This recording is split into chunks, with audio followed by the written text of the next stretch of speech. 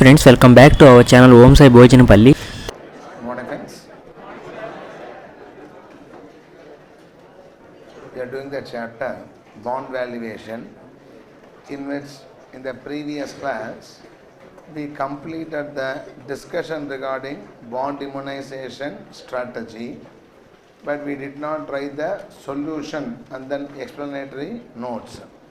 First we will complete the solution. Let us finish writing the solution for what has been discussed in the previous class.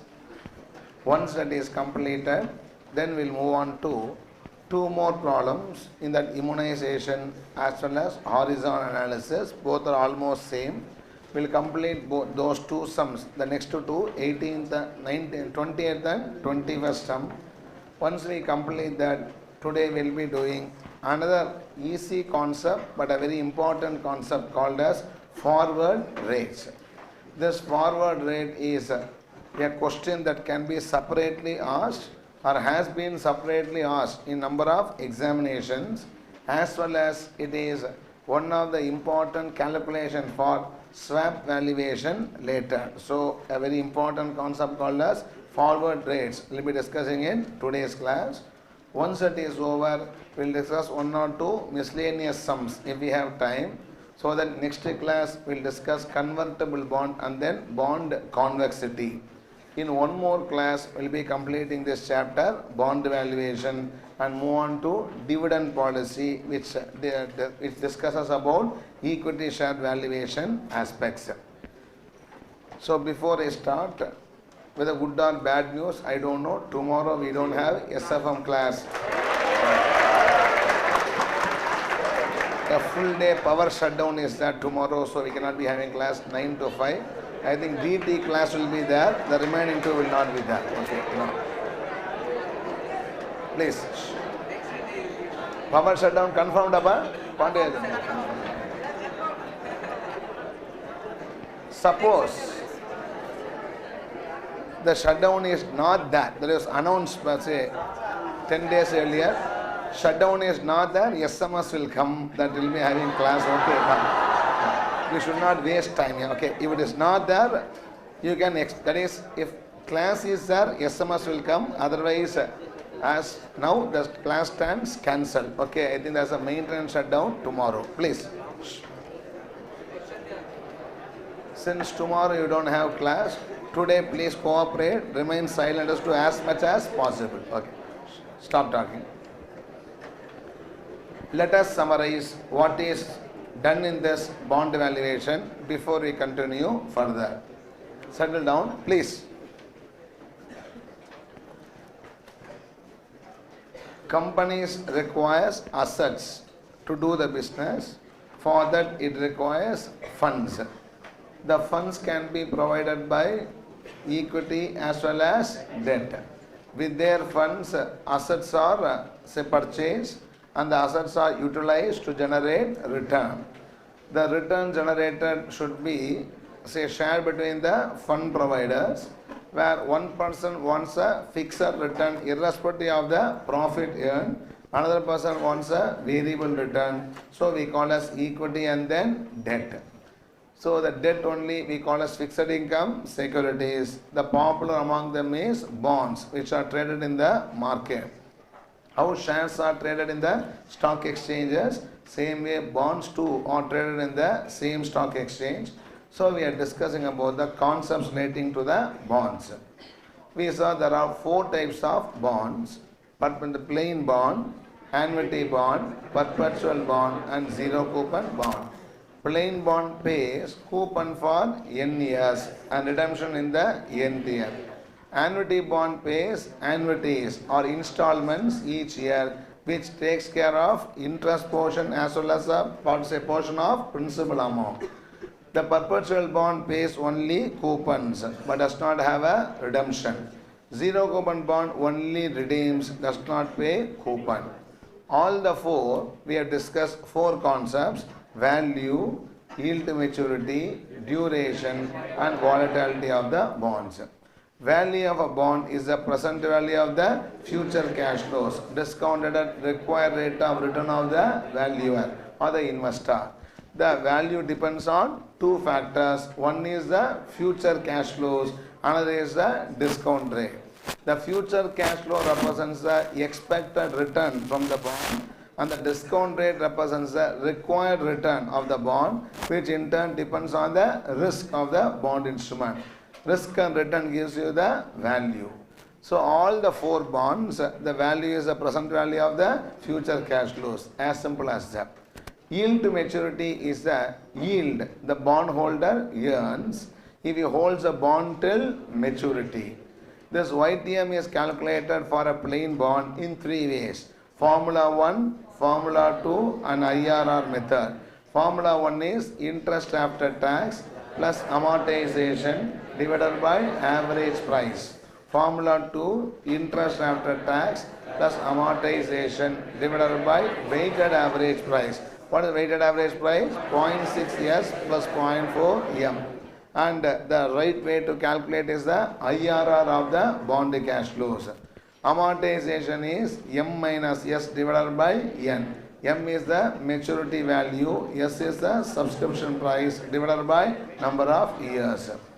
So then we saw for an annuity bond, the YTM can be calculated only using IRR. So how to calculate IRR for annuity cash flow? Discounted cash flow is equal to cash flow into annuity factor. We know discounted cash flow as the bond price. We know the cash flow as the annuities, and we can find out annuity factor for R% and the given number of years. Search in the present annuity table, you will be getting the R% automatically.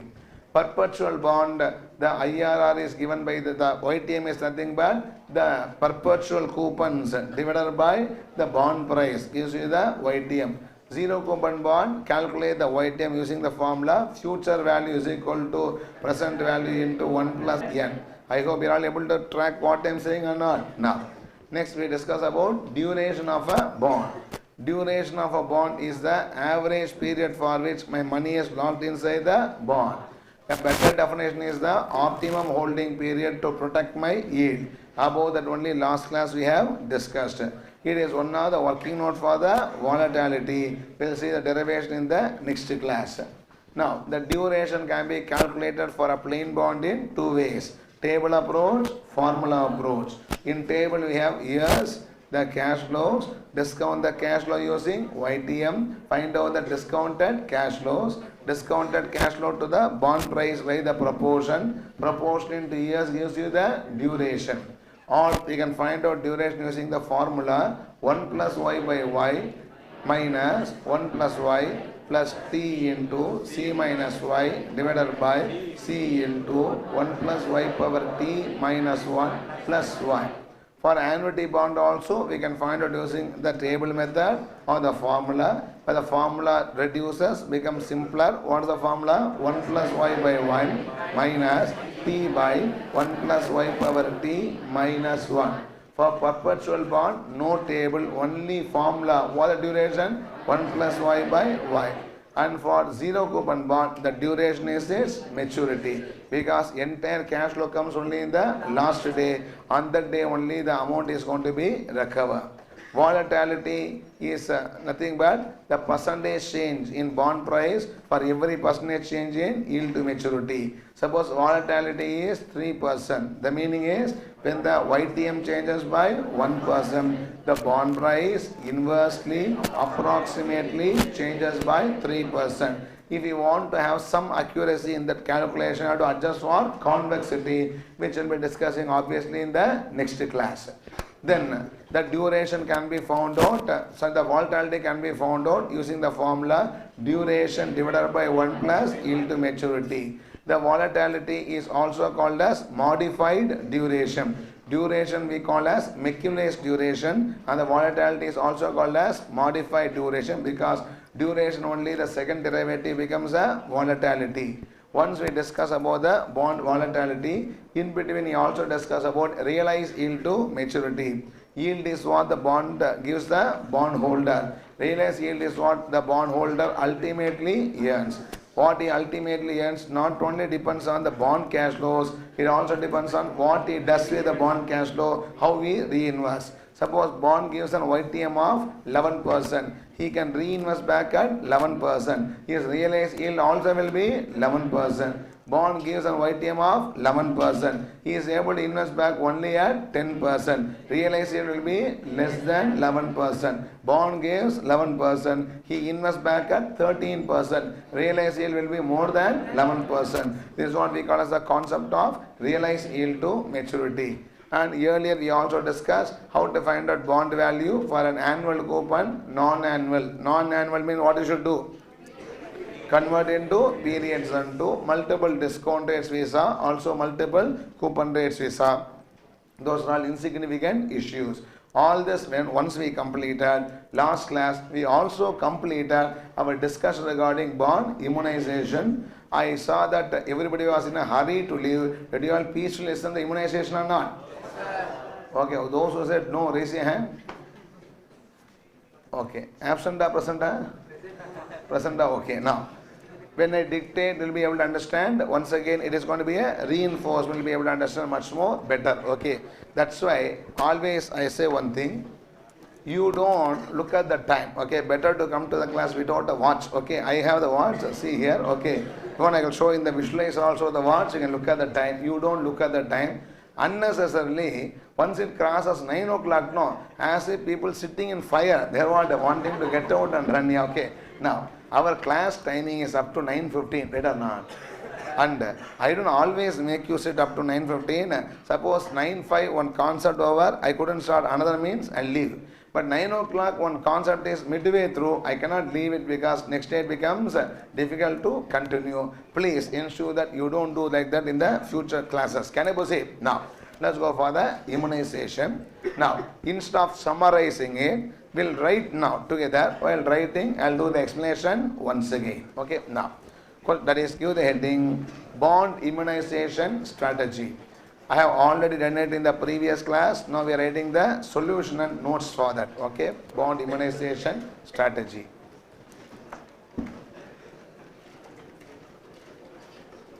Settle down, please. Question number 19, please. Question number 19. Right. Facts. Understanding facts. Understanding facts. The investor's time horizon, understanding facts, underline that. That point number 1. The investor's time horizon, in bracket, how many years he wants to invest. The investor's time horizon, in bracket, how many years he wants to invest. How many years he wants to invest, bracket close, is 4 years.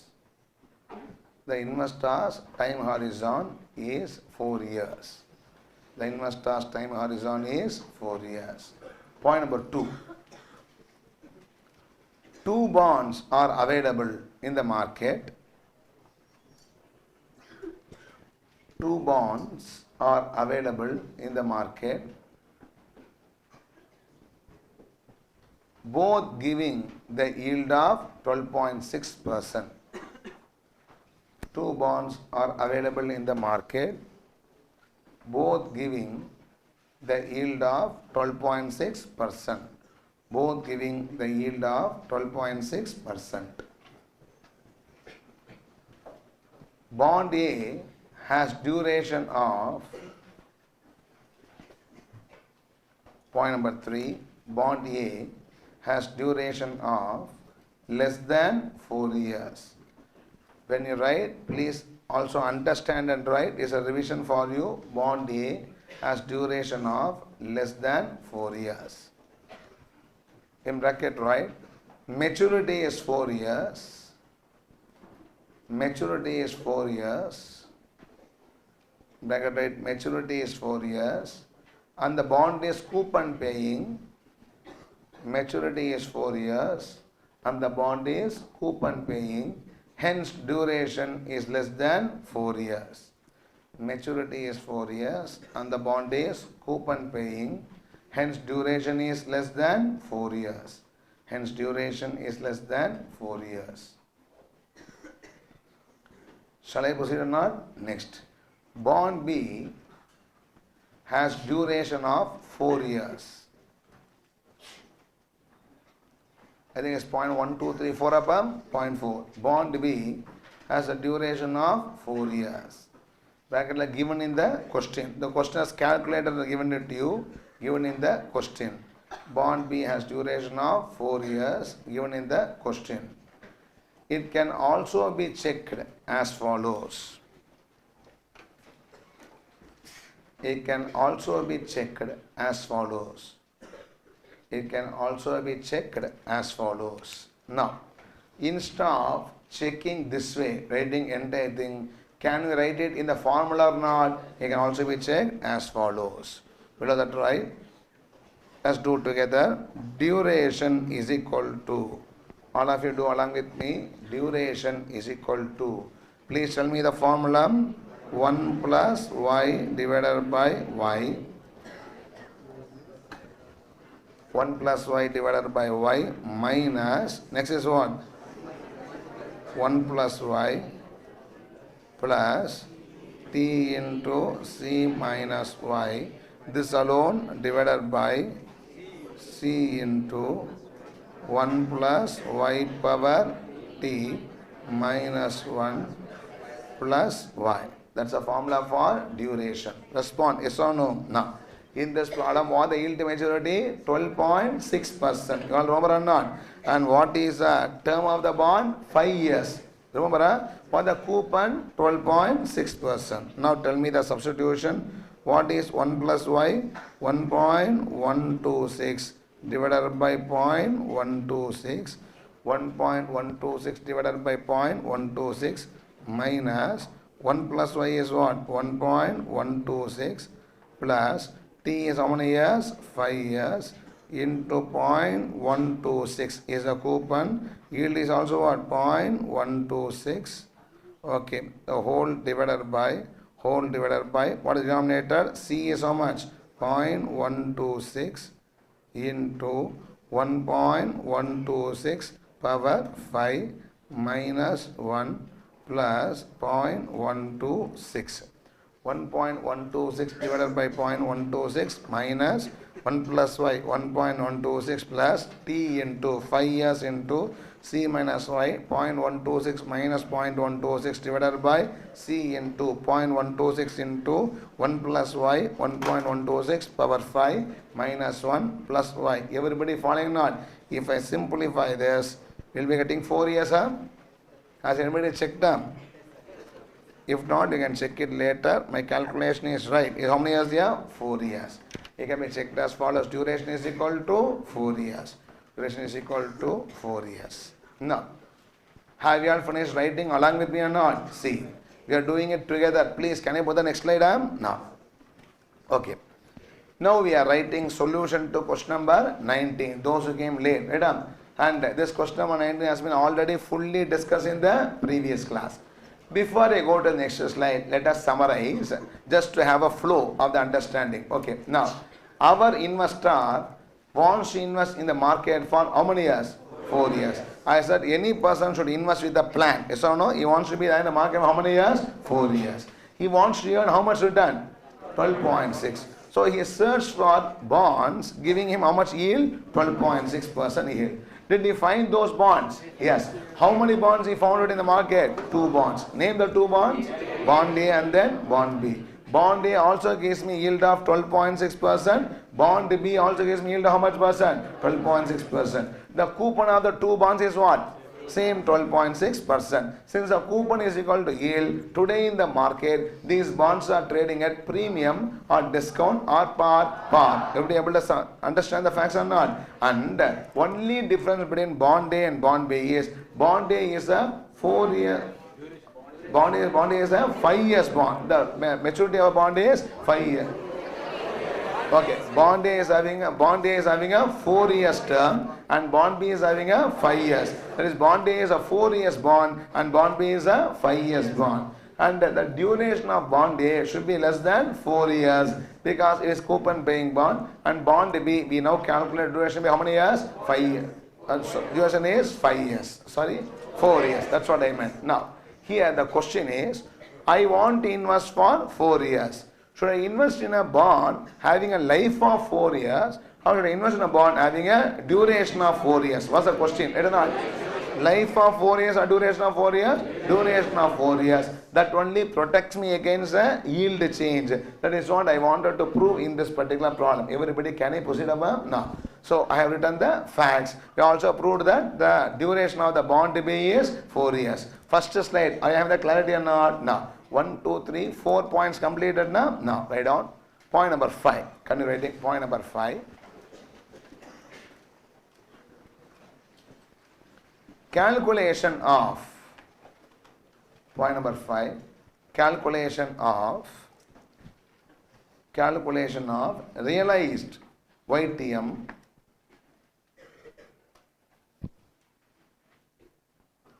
calculation of realized YTM of both the bonds, calculation of realized YTM of both the bonds when there is no change in interest rates, calculation of realized YTM when there is no change in interest rates in the future years.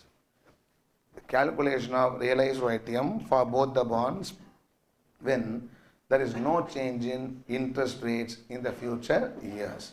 This point number 5 we are writing. Yes or no? Underline that. In the right, step 1. Realized YTM having 3 steps now. First is reinvestment table, next is summary, and third is calculating the YTM. Okay. Step 1, reinvestment table. In that right, step 1, reinvestment table. In point 5, understanding facts, we are writing step 1, reinvestment table. Okay.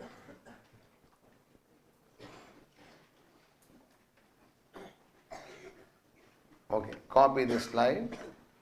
For this, I have to give 1 or 2 notes also. I'll give you once you finish copying it. Please show some sense of urgency while copying the slides.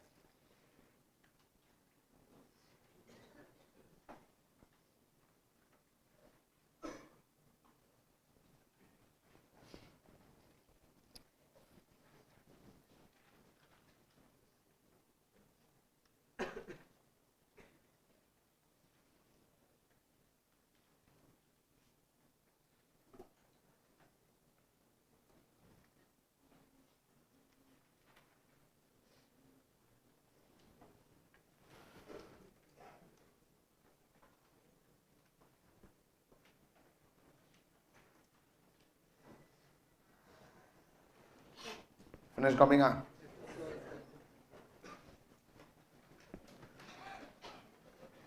Numbers are similar. You should not be taking so much time to copy it.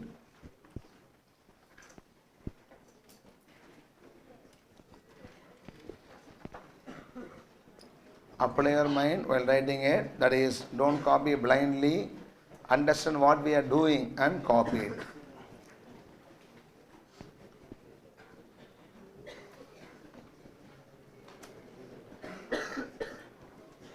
Those not copied, please raise your hand. Finished? Can I proceed? Now, before I go to the next one, tell me, you are buying bond A. Suppose you are buying bond A. Bond A is having life of how many years? 4 years. Can I start? Now, when you buy bond A, what is that you will get from the bond A? Year number 1, what do you get? 126 coupon. Who gives? Company gives. Year number 2, what do you get? 126. Who gives this money? Company. Year 3, 126. Company gives. Year 4, 126 coupon. Who gives? Company. And 1000 redemption? Company. For bond A, everything I get from the company is a 4-year bond I hold till maturity. Right or not? Respond. Yes or no? No. Bond B, first year how much I get? 126. Who gives? Company. Second year, 126. Company gives. Third year, 126. Company pays coupon. Fourth year, 126. Company pays coupon. But 1000 will company give them? No. Because the bond is a 5-year bond. The company will give the redemption value only in the end of the 5th year. But I don't want to be in the market for 5 years. I want to be there only for 4 years. When I want to come out, can I ask the company for redemption value? No. What I should do? I should sell the bond in the market at the end of the year 4. So I should sell the bond in the market, secondary market. I should be selling the bond in the year 4. I sell the bond in the year 4 at what price? P4. If I sell the bond today, I sell at P0. If I sell the bond 1 year hence, I sell at P1. If I sell the bond at the end of the year 4, I sell at what price? P4. Now, what is P4? Present value of the future cash flow after 4 years discounted to 4th year. Yes or no? In that case, I have the cash flow. How many more years cash flow? 1 more year. 5th year cash flow discount by 1 year. I will be getting the 4th year bond price. Yes or no? What is the 5th year cash flow from the bond year? 126 coupon and 1000 redemption value. The 1126 I discount by what? 1 year. At what percent? 12.6. What is 12.6%? The yield prevailing at the end of the 4th year. How do you know? Because we assume that the yield is not going to change. That gives you the bond value. Respond yes or no? In that case, we should do a working note. How the 1000 is calculated or not? Write down. Next, working note. In the same step, you write working note. Working note. P4 of the bond B. P4 of the bond B. P4 is equal to price at the end of year 4 is equal to P4 is equal to CFI divided by 1.6. P4 is equal to cash flow phi divided by 1.6. P4 is equal to cash flow phi divided by 1.1 plus R. Sorry, cash flow phi divided by 1 plus R. 1126 divided by 1.126. 1126 divided by 1.126 is equal to 1000. Is equal to 1000. Okay. Can I proceed or not? Now, here I just want to give few points as notes for you to understand it. Okay. Now, write notes. For this calculation, write notes. If I am right, we are in point number 5 mainly. Get away? Point number 5 as exam. Point number 5. Point number 5 is all about calculating realized YTM and there is no change in interest rate. In step number 1 we are doing. In that I am now giving you the notes. Yes or no? Write down point A. Notes write point A. In notes write point A. If the investor buys bond A, if the investor buys bond A,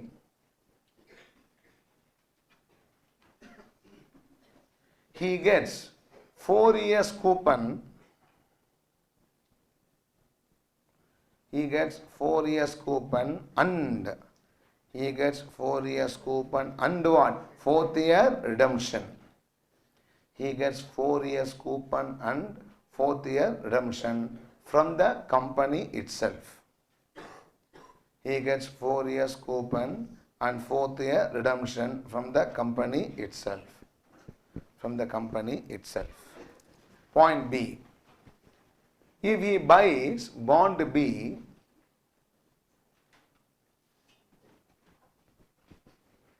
which is a 5-year bond,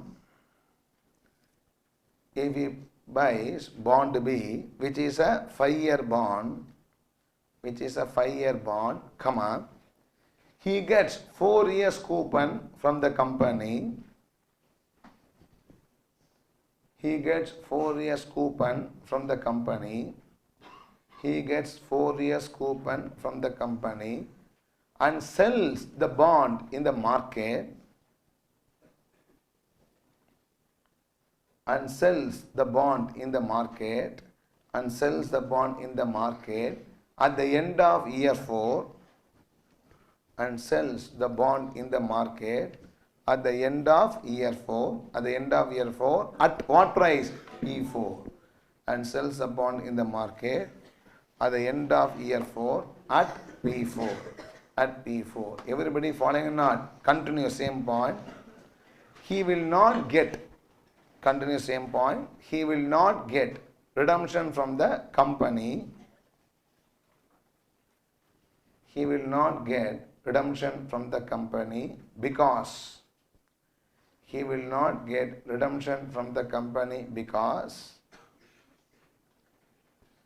bond gets redeemed only in. He will not get redemption from the company because the bond gets redeemed only in. The bond gets redeemed only in which year? 5th year. Because the bond gets redeemed only in 5th year. The bond gets redeemed only in 5th year. Able to have the clarity of this discussion till now or not? Next. Point B or C? Point C. The P4 of the bond is,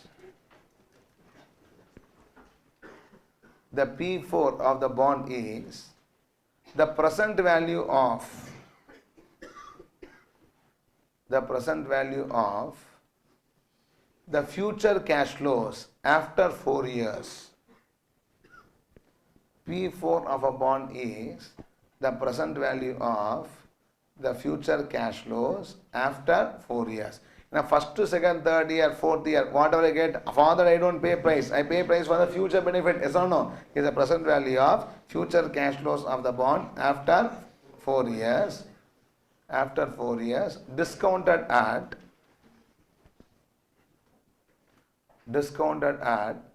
the yield prevailing in the 4th year. Discounted at the yield prevailing in the 4th year. Discounted at the yield prevailing in the 4th year. In the 4th year, suppose everywhere people are expecting 10% interest rate, they discounted what? 10%. I am willing to pay more for this particular bond. People are expecting 18% means what? They discounted 18% and they pay less for that bond. Yes or no? Discounted the yield prevailing in the market in 4th year. We have assumed, same point continue, we have assumed the interest to be unchanged. We have assumed the interest to be unchanged. We had assumed the interest to be unchanged. We had assumed the interest to be unchanged. We had assumed the interest to be unchanged. Hence used 12.6% discount rate. Hence used 12.6% discount rate. Hence used 12.6% discount rate. Hence used 12.6% discount rate. Understand that the notes I am dictating fully because when after 2 months, if you revise, you should be able to understand what has happened. It will fade in the memory, and don't look at only numbers. I am just saying, I think said in the first class also. In our class, in a day, I may not be doing more than 2 or 3 sums generally, but don't look at the numbers. Numbers is not important. The discussion is very important. Concept that is conveyed is very important. Every small word which I speak will be able to set the wavelength for understanding the subject. I think I'll following not. Because people quickly copy, do the calculation, wait till I complete my discussion as if I am speaking Greek or Latin. Not so. We'll speak Greeks later in one chapter there. But still, numbers are not important. Again I say, the word spoken is very important. You may feel that he's keep on speaking same problem. Archamavi Arakiran. So I'll be speaking what same thing again and again. It is not so, because I am telling you different angles of understanding the same thing. You should know the sense of a question and the sense of the concept. Everybody following what I am saying? That is what I try to also document in a summarized way in the notebook. Notebook la this ultimately you should invest in the duration of 4 years and conclusion, okay? But what notes I have dictated, word to word, you should be able to visualize and then understand. Then only grip will be there for the chapter. I am saying not only for bond, throughout the entire subject, whether it is futures or whether it is portfolio management, any chapter for that, in that case, you should be understanding the sense in which I am just discussing. You may don't sit idle when I am speaking and then come back to the problem when I am doing. This is not a problem subject. We are not doing what? Problems, okay? Even though problems are there, numbers are only means to communicate a hidden concept. I am saying number 1%, concept may be balanced 99%. With a 1% number, I take these numbers as a help to understand what? An immunization concept. Everybody following not? So, it is not important that you are able to do immunization problem. We should know what is immunization really. Then only the purpose is served and exam can become very, very comfortable. I think you are all following or not? I am just asking you to change sometimes the way you listen to the class. Can I proceed? Now. So what I last dictated here? Okay, that is, since we discounted how much percent? 12.6%. Everybody following or not? Now. Before I go to the next slide, please tell me, bond DB 1126. We had in the fourth year or not? How I got that? Tell me. 1000 is what? Market price at the end of the fourth year, and 126 is what? Coupon. The coupon 126 who gave? Company. Who gave 1000 rupees? Another person is going to buy from me the bond, will pay me the 1000 rupees. Ennappa, right or not? No. So this is regarding this particular point number 5 years. Point number 5. In that step 1 over. What step 1? Realize YTM reinvestment table. Write down step 2. Write down step 2. Write down. This total I have written or not? 1607.51, 1607.51. Total finish writing or not? Next, step 2. Realize yield of A and B. Underline that. So if you have finished the reinvestment table, step 2, realize yield of A and B. Realized yield of bond A and B. Now both the numbers are same. I did not want to calculate separately. Realized yield of A and B. Realized yield of A and B. Year cash flow. Year cash flow. Year 0. How much money I put into the market in year 0? 1000. Year 0, 1000. Did I take home any money in year 1, 2, 3, 4? No. I did not take any money because whatever the bond gives, I put back into the market. Reinvest into the same market only. Yes or no? Year 4, I got a chunk, a bulk amount. What a bulk amount I got? 1607.51. Year 4, I got 1607.51. Continue. Same step you continue. Future value is equal to, I want you all to tell and write. Future value is equal to present value into 1 plus r power 4. I wrongly type 1 plus r power 4.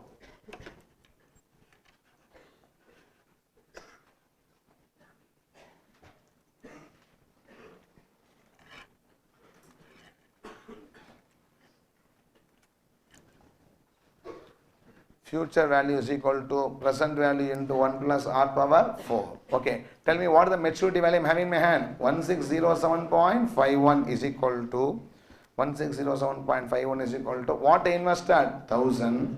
At what yield? R%. For how many years? 4 years. 1000 at some person has grown over 4 years to how much rupees? 1607.51. Rearrange. 1607.51 divided by 1000 is equal to 1 plus r power 4.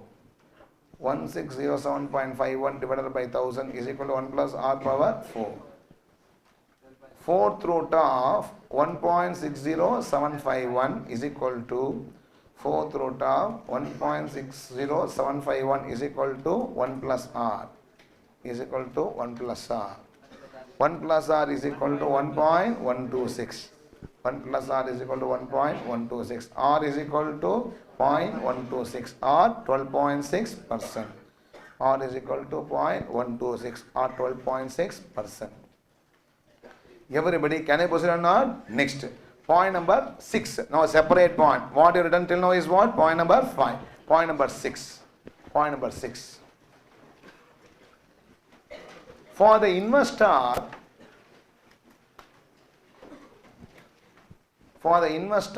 to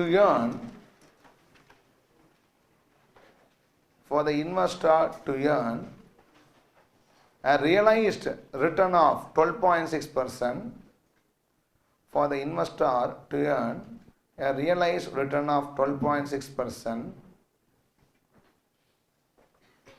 for his 1000 rupees investment, for the investor to earn a realized return of 12.6% for his 1000 rupees investment, he should be having how much money? 1607.51. He should be having 1607.51 rupees at the end of fourth year. He should be having 1607.51 rupees at the end of fourth year, which not only depends on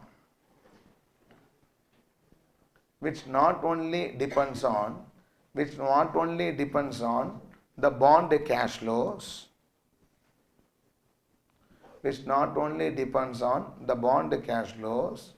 but also on what? The reinvestment rate.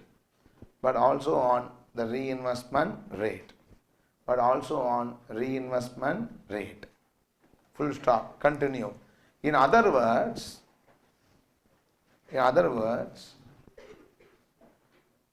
the interest rates in the market,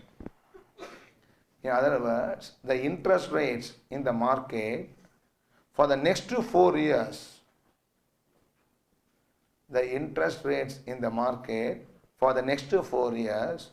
should remain unchanged. In other words, the interest rate in the market for next 4 years should remain unchanged.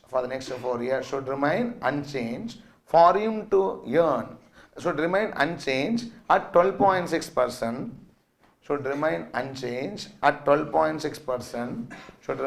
For him to earn a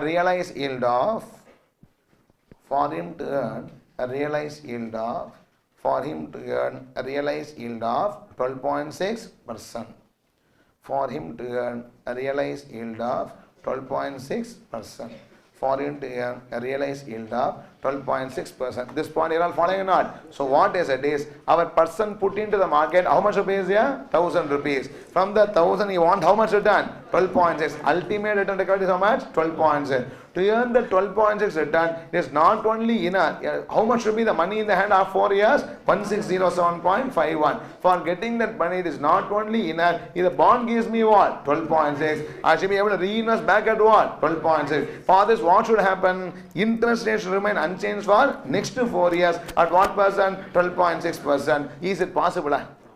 Interest rate changes what? Daily. Everybody following or not? Write down. Next.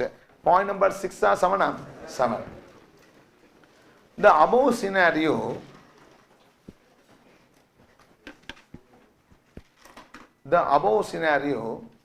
is ideal.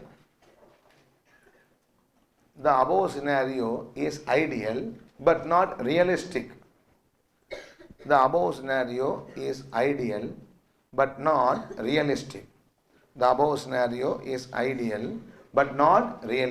Because interest rate changes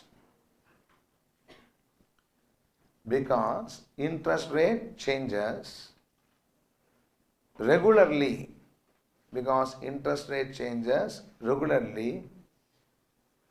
Due to, I am saying in our country, okay, interest rate changes regularly due to RBI rate announcements.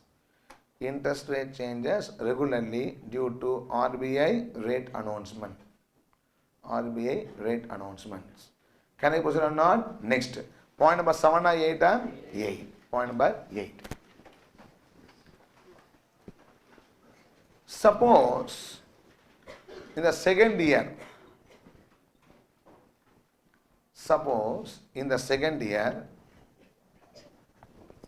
the general interest rate drops to,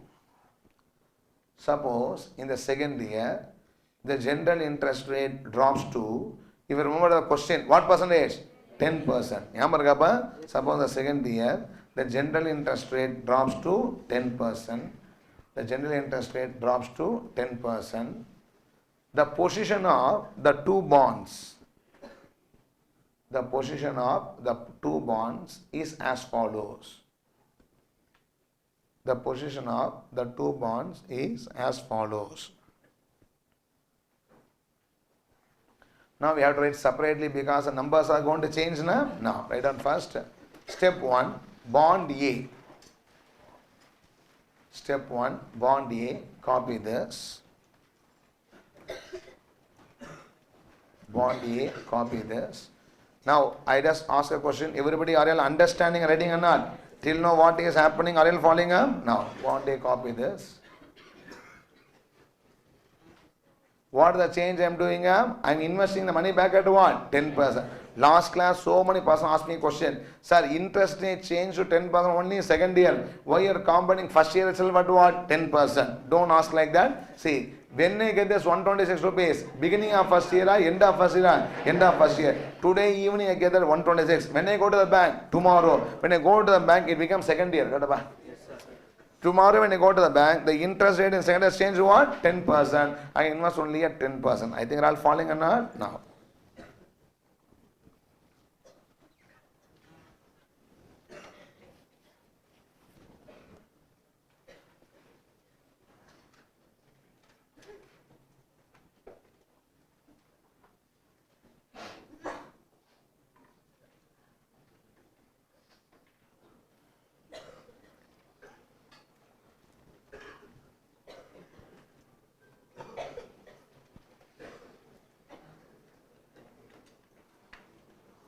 Finish copying, huh?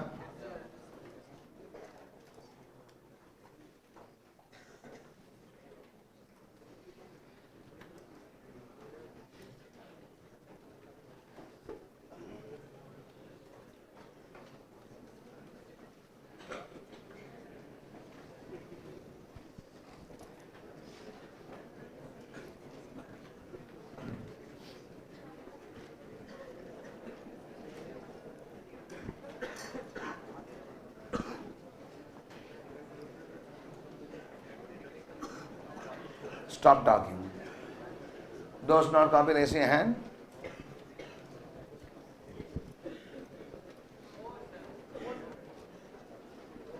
Finished up, huh? Can I proceed? Okay. Now, step 2, bond B.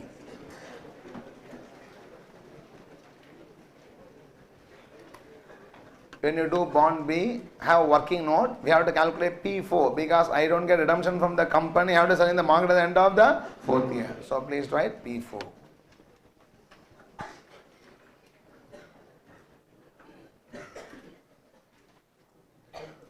$1608.76 is as good as 1607 point something in 5-1. Right or not? Only few paise difference. It doesn't matter. It is due to rounding off. Okay. That is, it remains unchanged. Is the observation.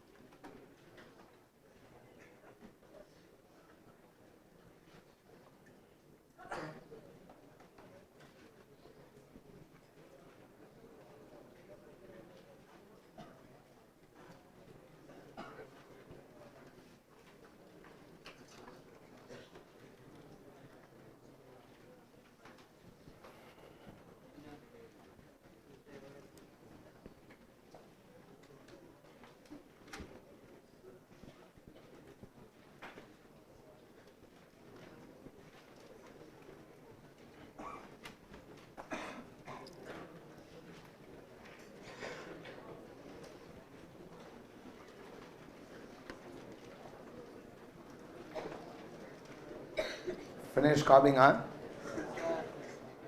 Those not copy, raise your hand.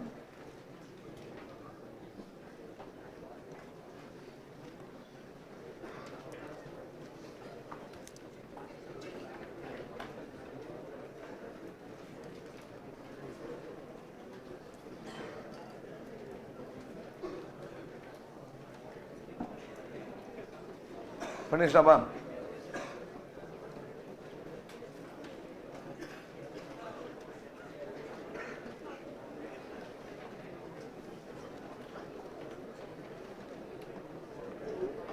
Shall I proceed? Now.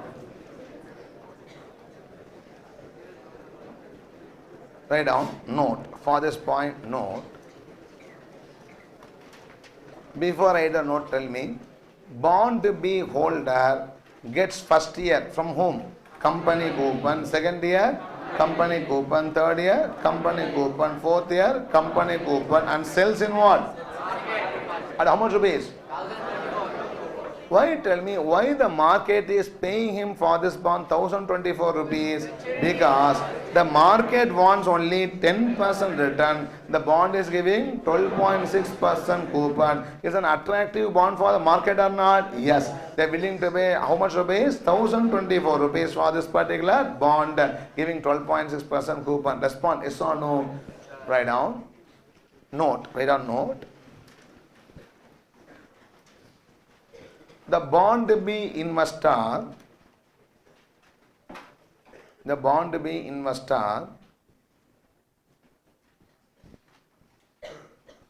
sells the bond in year 4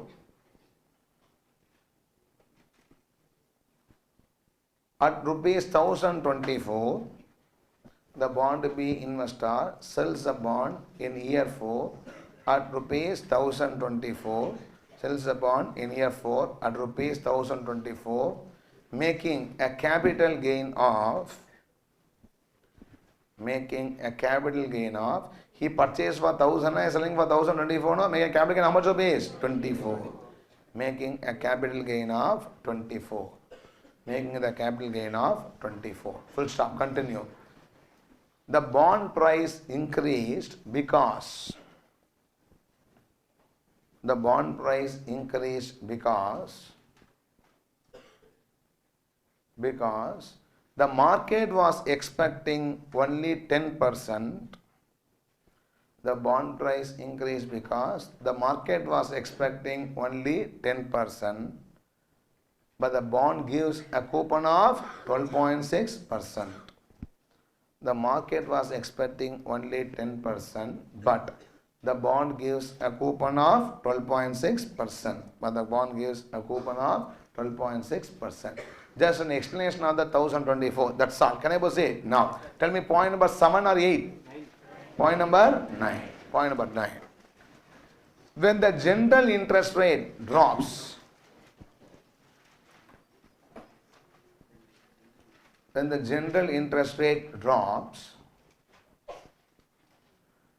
realized YTM of bond A, when the general interest rate drops, the realized YTM of bond A will not be, tell me, will not be how much percent? 12.6%. When the general interest rate drops, the realized YTM of bond A will not be 12.6% because the money in hand at the end of 4th year,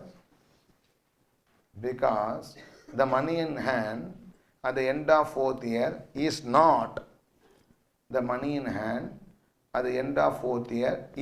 how much rupees? 1607.51. The money in hand at the end of 4th year is not 1607.51. It is less than that. Is not 1607.51, it is less than that. Everybody are you following what I am saying? You can understand it is how much rupees? 1584. It is less than that. It is not 1607.51, it is less than that. Enough understanding? Now, point number 10. On the other hand, in spite of the reinvestment rate drop,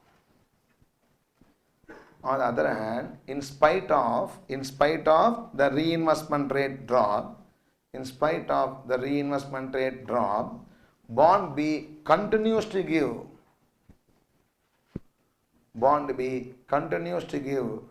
a realized YTM of,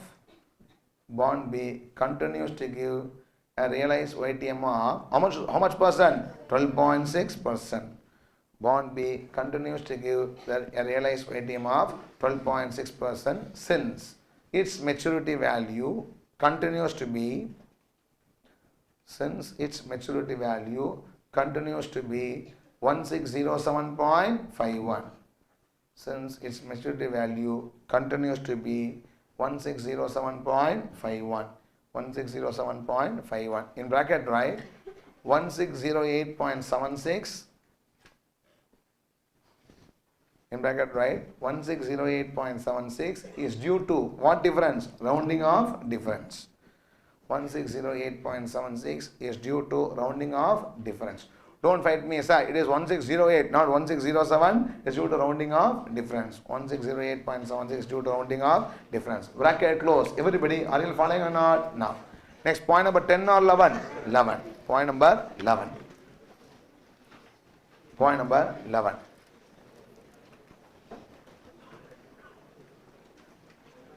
To conclude, bond B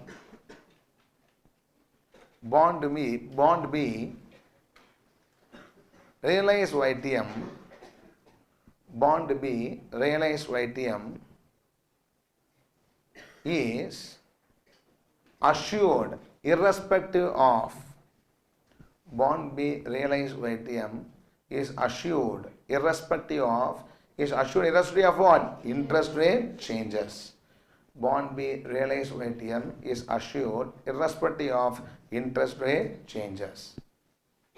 Hence, the bond immunizes. Hence, the bond immunizes its bondholder from. Hence, the bond immunizes its bondholder from what? Yield change. The bond immunizes its bondholder from yield change. Its bondholder from yield change. So interest rate may increase to 15%, 8%. I still get always what? 12 points against the yield change. Same point to continue. Hence, do not invest. Hence, do not invest in a bond. Do not invest in a bond which has a life equal to. Hence, do not invest in a bond which has a life equal to, our time horizon. Hence, do not invest in a bond which has a life equal to our time horizon. But invest in that bond which has duration equal to. Duration equal to what? Time horizon. But invest in a bond which has duration equal to time horizon. Can I proceed or not? Now, point number 11 or 12? Point number 12. 12 or 13? Point number 12. When interest rate changes, it affects bondholder in two ways. When interest rate changes, it affects bondholder in two ways. When interest rate changes, it affects bondholder in two ways. Affect bondholder in two ways. Only one more point, don't worry, affect the bondholder in two ways. Now, have the following. Change. Next is reinvestment income. And third is the capital gains or capital loss. Change, reinvestment income, and then capital gain or capital loss. I'll tell the first column, you should tell the remaining two columns. Can I proceed? Now, change the interest rate, right, change rate, interest rate decreases. General interest rate decreases. Everywhere yield drops to 10%, interest rate decreases. When the interest rate decreases, what happens to my reinvestment income? Increases or decreases or decreases? Because the money which I will be investing back at a lower interest rate, no, reinvestment rate decreases. Reinvestment rate decreases. I have a capital gain, a capital loss, a capital gain. You know, when the yield decreases, bond price increase. Right? I will be having a capital gain. Will be having a capital gain. Next, interest rate increases. Interest rate increases. When interest rate increases, what about reinvestment income? Reinvestment income increases. So instead of 12.6, I am able to invest back at 15%. I will be very happy because I earn more reinvestment income. But bond price what? Decrease. When I sell the bond, I am having what? Capital loss. Capital loss. Everybody, are you following this relationship or not? Now, last point. 11 or 12? Point number 13. Point number 13. If the bond is held till its duration,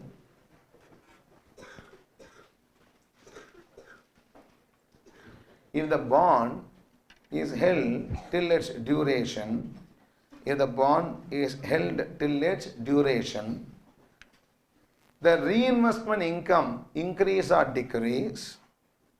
If the bond is held till its duration, the reinvestment income increase or decrease. The reinvestment income increase or decrease will be exactly. The reinvestment income increase or decrease will be exactly what? Offset by the reinvestment income increase or decrease will be exactly offset by capital loss or capital gain. Will be exactly offset by capital loss or capital gain. Capital loss or capital gain, leaving the yield protected. Leaving the yield protected. Leaving the yield protected. But if the bond is held till maturity, we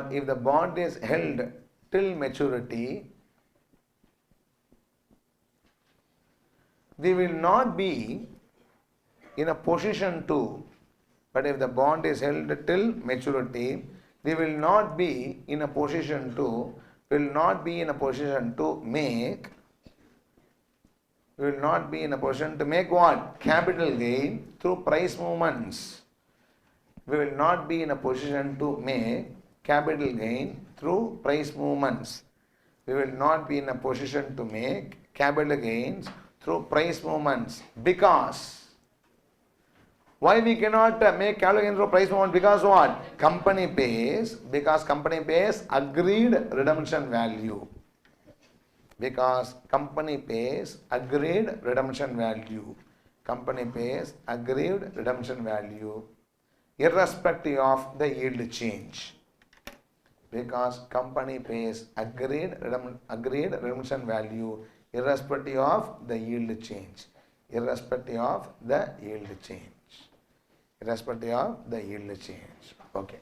This is a chapter in itself. So, let us discuss very long or not? Now, then we call as what strategy? Bond immunization strategy. Now, everybody, have you all understood clearly the 13 points? We are writing the notes or not? Now, let us go to the remaining two sums. Before that, ultimately, one conclusion. I want to go and invest in a bond market for 6 years. For how many years here? 6 years. I should search for a 6-year bond with the duration of 6 years. What happens if I invest in a 6-year bond? I may get that yield, or my yield may not be received because of the change in the interest rate. But if I invest in a bond with a duration of 6 years, whatever may happen to what? Market interest rate, my yield is protected. That is what we call as a bond immunization. Above that only, such an elaborate discussion has been made. Everybody, I have the clarity or not? Okay, now, sir, I am very confused. I cannot see market on a daily basis. I cannot monitor interest rates and all. What should I do? Very simple. Invest in what bond? Zero coupon bond. If I invest in zero coupon bond, I should invest for its duration, for its life. Both are same because duration is equal to maturity. Correct? Zero coupon bond, duration is equal to what? Sir, no sir, my Josiah said, my astrologer said, invest only in the bond having a life of 6 years. Then you should also obey Josiah as well as what? The duration concept. Then invest in what bond here? Zero coupon bond, because they don't give any coupon in between. You don't have a headache to reinvest. Only when I have asked to reinvest, we had all confusion, become afraid. So no, suppose a lazy person, you don't know how to manage funds, or a very busy person, don't have a time to manage fund, anything here. In that case, the best way to invest is what? Invest in a zero coupon bond, which does not give you any money in between. They themselves reinvest. Are you follow what I am saying? It's a compounded deposit, a cumulative deposit. In that case, your yield will be protected. If a zero coupon bond promises you 20% yield, I will be getting how much? 20. I will not get less than that or more than that, because the duration of zero coupon bond is its what? Maturity. Ennappa, right or not? Yes or no? No. Next. YTM, I said no. What is YTM? Yield to maturity. Very simple. In this case, last problem, if I am a bond B holder, if I am what? Bond B holder. Forget about reinvestment and all. As a bond B holder, this bond will give me how much YTM? 126, 126, 126, 126, 1024. Yes or no? If you are bond B holder, you will be earning a yield of 12.6, more than 12.6. More than 12.6. The reason is I am purchasing at par, but I am not redeeming at what? Par. I sold at a price higher than par. I have a capital again. Yes or no? That means I can say bond B does not give me a YTM of what? 12.6%, because I don't hold till maturity. When I say YTM, I can say bond B is having 12.6% YTM only when you hold the bond till what? 5 years. Only when you receive all the remaining cash flow from the company, I can call that as what? YTM. That's why the word is not yield. The word is what? Yielded till maturity. Always if you listen to my words and the dictation from the beginning, what is YTM? The return the bondholder earns on the bond if he holds the bond till maturity. Always I am saying, because if you don't intend to hold till maturity, no bond can guarantee you what? YTM, because you are selling in the market, the market price may increase or decrease, your YTM cannot be guaranteed. Are you following what I am saying? So what is YTM? Yield to maturity. Only when you hold the bond till maturity will earn that particular yield. Yes or no? But here if you hold the bond till duration, my YTM is not guaranteed. My realized YTM guaranteed. That's what I am saying. I am not interested in YTM. I am always interested in what? Realized YTM. You hold the bond till guaranteed. Sorry? If you hold the bond till maturity, my YTM is guaranteed. The bond, what the bond gives me is what? Guaranteed. That is yield to maturity. Yes or no? If you hold the bond till what? Duration. What the bond gives is not guaranteed, because the bond market price is market dependent. Yes or no? But what is guaranteed? My realized YTM, because if the market price has increased, no problem here. I have a reinvestment income loss. Market price has decreased, no problem. I have a reinvestment income gain. So realized YTM is assured through what? Duration holding, and YTM is there through what? Maturity holding. Everybody, are you following what I am saying? Is not relation between YTM and then realized YTM. Yes or no? With this, we complete this particular concept. Okay, now let's go to the remaining two sums. Take next question, question number 19 or 20? 20.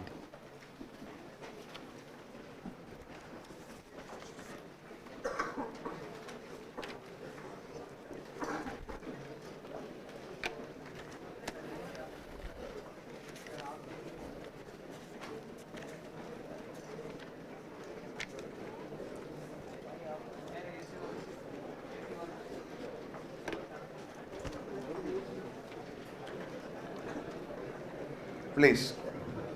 A small sum was there also in one of the RTPs, then almost all the standard textbooks. Okay, now an insurance company, please. I have a doubt. Those who understood immunization, raise your hand. Am I clear? I can believe? Promise? Okay, let's proceed. No.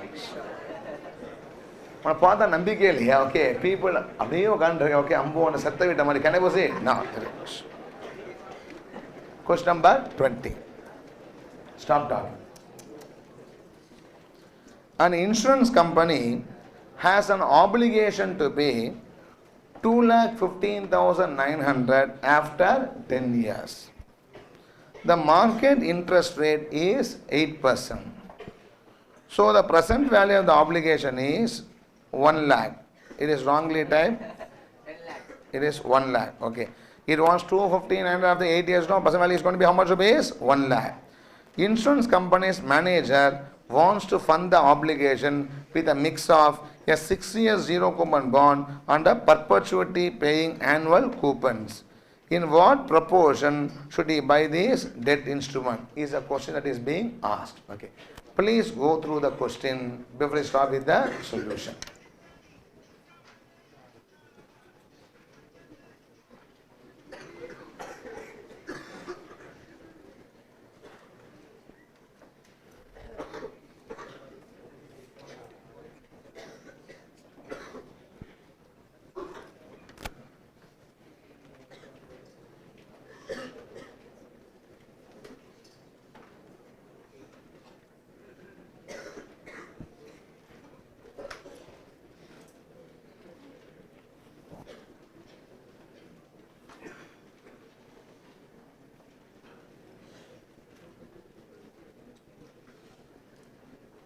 Shall we start up? Now.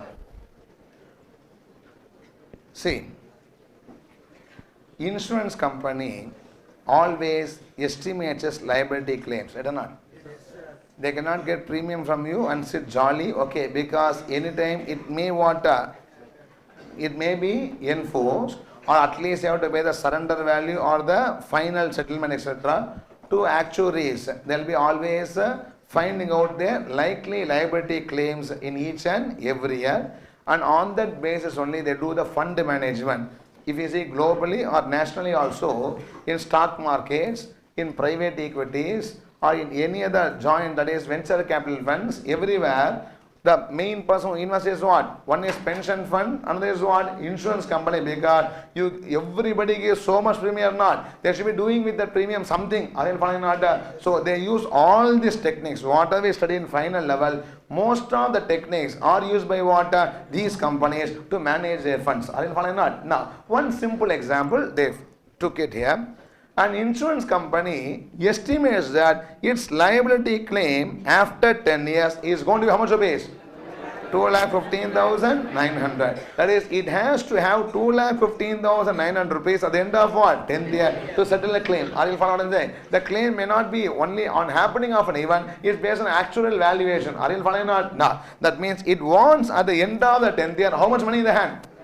2,15,900. Now, it is going to invest today how much rupees? 1 lakh. You can check it later. 1 lakh will become 2,15,900 at an IRR of 8%. How much percentage? 8%. You want, you can take the calculator. Please take the calculator. Find present value factor of what? 8%, 10 years. All of you do it. Don't watch me.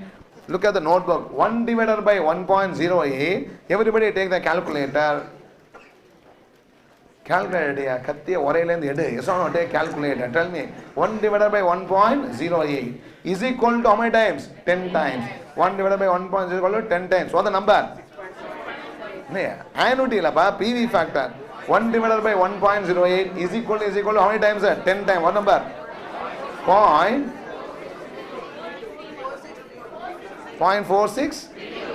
0.4632 into 2,15,900 multiply 2,15,900. What is the present value? 1 lakh. That is what, when I invest 1 lakh today at an 8% return giving instrument, it will compound how much rupees? 2,15,900 after 10 years. That's a simple mathematics. Yes or no? That is very simple. He wants 2,15,900 after 10 years. Today he is having how much as a premium and all collection in the hand? 1 lakh. His 1 lakh should become what? 2,15,900 at the end of the 10th year. So he is searching in the bond market for a bond given a yield of 8%. It's a reverse. Okay, that is, he is having 1 lakh. He wants how much? 250,900 at the end of what? 10th year. For this, he is searching in the bond market. Is there any bond that is giving an YTM of how much percent? 8%. That is what he is searching in the bond market. Everybody following or not? Answer my question. Has he found out any bond like that? Yes. He found how many bonds? 2 bonds.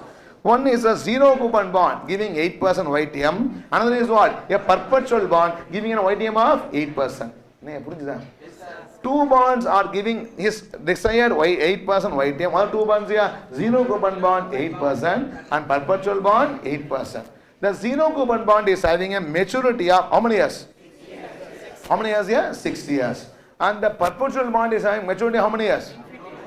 Yes, it does not have a maturity. Other because perpetual bond. Enough for it or not? So we have two bonds, zero coupon bond and then what? Perpetual bond. Tell me the commonality. Both bond gives you how much YTM? 8% YTM. And the zero coupon bond is having how many years life? 6 years. And perpetual bond? Forever. Are you following what I am saying? No. Both are now trading in the market at a price that gives a YTM of what percent? 8%. What is so sacred about 8%? That is the yield he wants for 1 lakh to become what? 250,900. You understand the situation or not?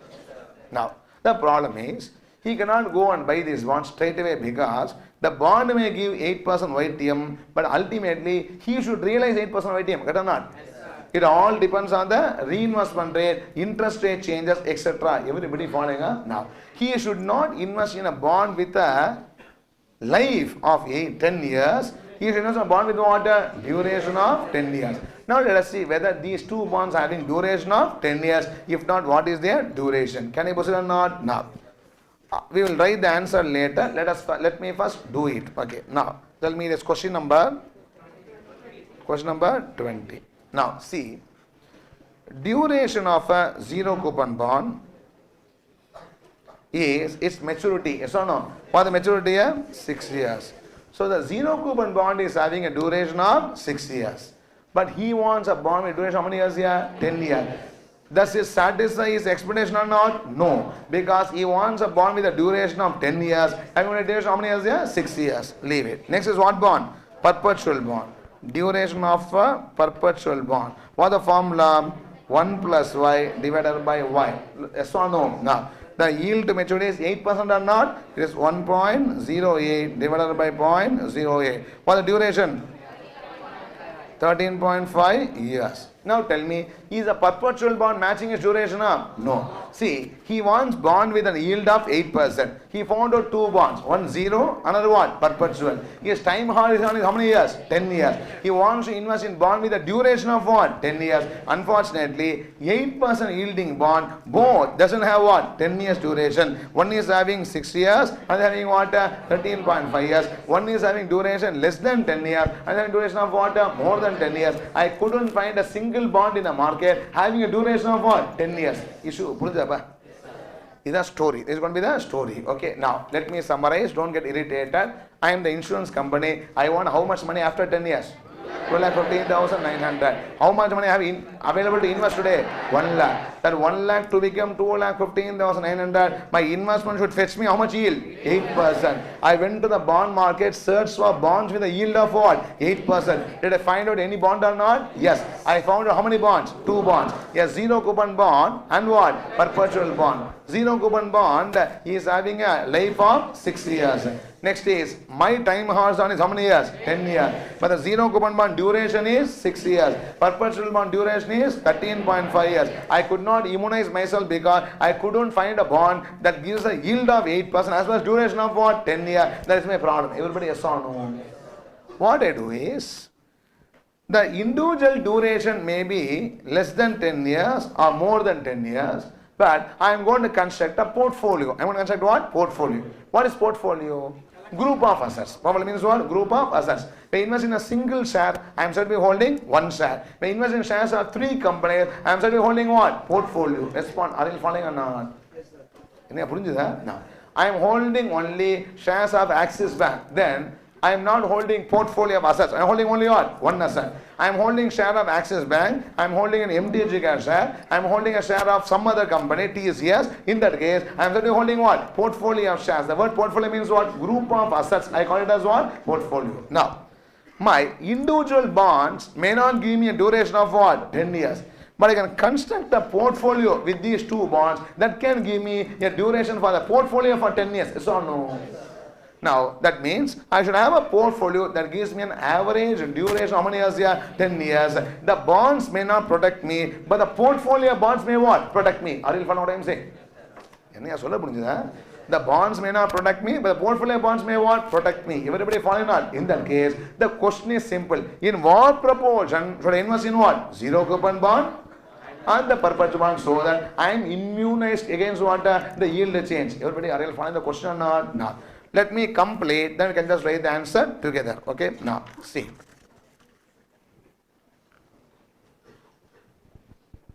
Bonds, proportion, duration, weighted duration. Something similar to WACC you calculated in IPCs in a weighted average cost of capital is going to be what? Weighted average duration. That's all. Okay. Now, tell me the two bonds I am speaking about. One is what? Zero coupon bond. Another is what? A perpetual bond. Yes or no? Now, let me assume I am going to invest a proportion P. What proportion? P. That one I have to find out now in a zero coupon bond. How much is in perpetual bond? 1 minus P. So if I invest 40% in zero coupon bond, I'll be investing what? 60% in perpetual bond. If I invest P in zero coupon, I have to invest what? 1 minus P in perpetual bond. Respond, yes or no? Next. Duration of zero coupon bond is 6. Perpetual bond is 13.5. Proportionate duration gives you weighted duration. Yes or no? What is weighted duration here? 6P. And this is going to be what? 13.5 into 1 minus P. The total weighted average duration is equal to how much here? 6P plus 13.5 into 1 minus B. This is a duration of zero coupon. The duration of what? Perpetual. If I invest the entire money, P is equal to 1 in zero coupon bond, my weighted duration is 6 years. If I invest the entire money in what? Perpetual bond, my duration is 13.5 years. But I invest some money in zero coupon and some money in what? Perpetual bond. So the duration of a portfolio bonds is not 6, not 13.5. It is average. What average? 6P plus 13.5 into 1 minus P. Yes or no? Now, I should construct a portfolio that has a duration that matches my time horizon. Yes or no? What is my time horizon? 10 years. Equate this to 10 years to find out P. Everybody following or not? Now, can I proceed further? Now, tell me what is that? 6P plus what?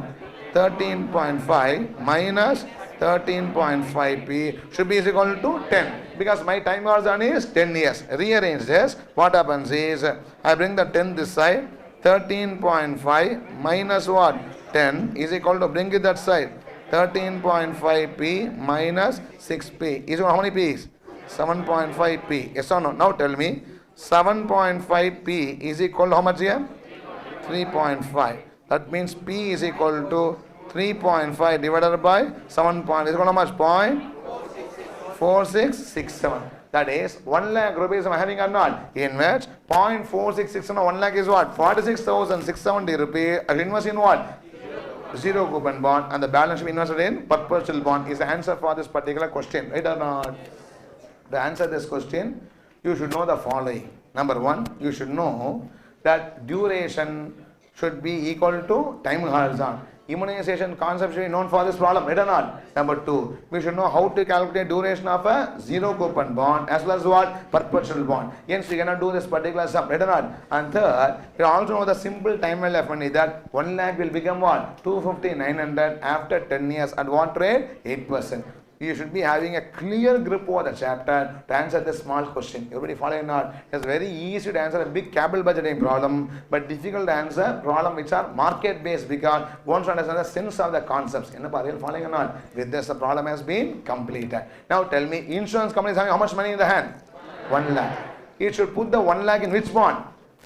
46,670 rupees in what? Zero coupon bond. I think 53,330 rupees about in what? Perpetual bond. By doing this, it is going to have a portfolio. It's going to have what? Portfolio of bonds. The portfolio will be having how much duration? 10 years, which is going to match his time horizon. Everybody yes or no? Because what happens is, simple thing. Both bonds does not match time horizon. In that case, with this if I suffer, this will give me a benefit. With this if I suffer, that will give me what? Benefit. In the portfolio itself, yeah, offset what takes place, leaving my yield protected. Are you follow what I am saying? See, either find a bond is equal to what? 10 years and protect your yield. Yes or no? If you don't find a bond is equal to 10 years, find a bond below that, above that, and construct a portfolio. This individual will not protect. Zero coupon bond will not protect, and perpetual bond also will not what? Protect. But the interest rate may be in both ways, increase or what? Decrease. Due to increase in interest rate, if I gain an advantage here, I will be having a disadvantage here. Yes or no? And vice versa. The portfolio protect me against what? The yield change. Ultimately, I want to get protected either by single bond or a portfolio bond. That's all. Are you following what I am saying? With this, we complete the solution to this particular problem. Can I proceed? Now. Write down question number, let's write together question number 20. Question number 20. Point number 1.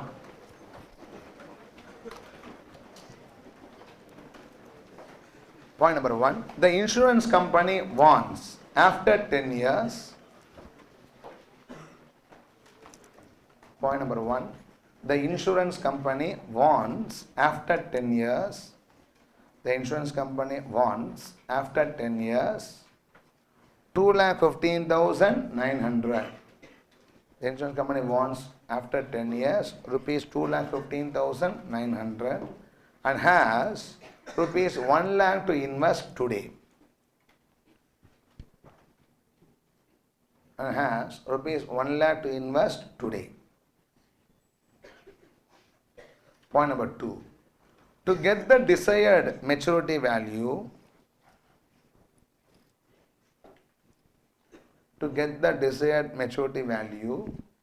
it should look for investment opportunities. To get the desired maturity value, it should look for investment opportunities. It should look for investment opportunities giving. It should look for investment opportunities giving an yield of how much percent? 8%. To get the desired maturity value, you should look for investment opportunity giving a yield of 8%. Point number 2 or 3? 3. It identified two bonds. It identified two bonds, namely zero coupon bond, namely a zero coupon bond with 6 years maturity. It identified two bonds, namely a zero coupon bond with 6 years maturity and zero coupon bond with 6 years maturity and a perpetual bond. And perpetual bond, both giving what YTM? 8% YTM. Both giving 8% YTM. Point number 3 or 4? 4. It is not only enough if the company identifies,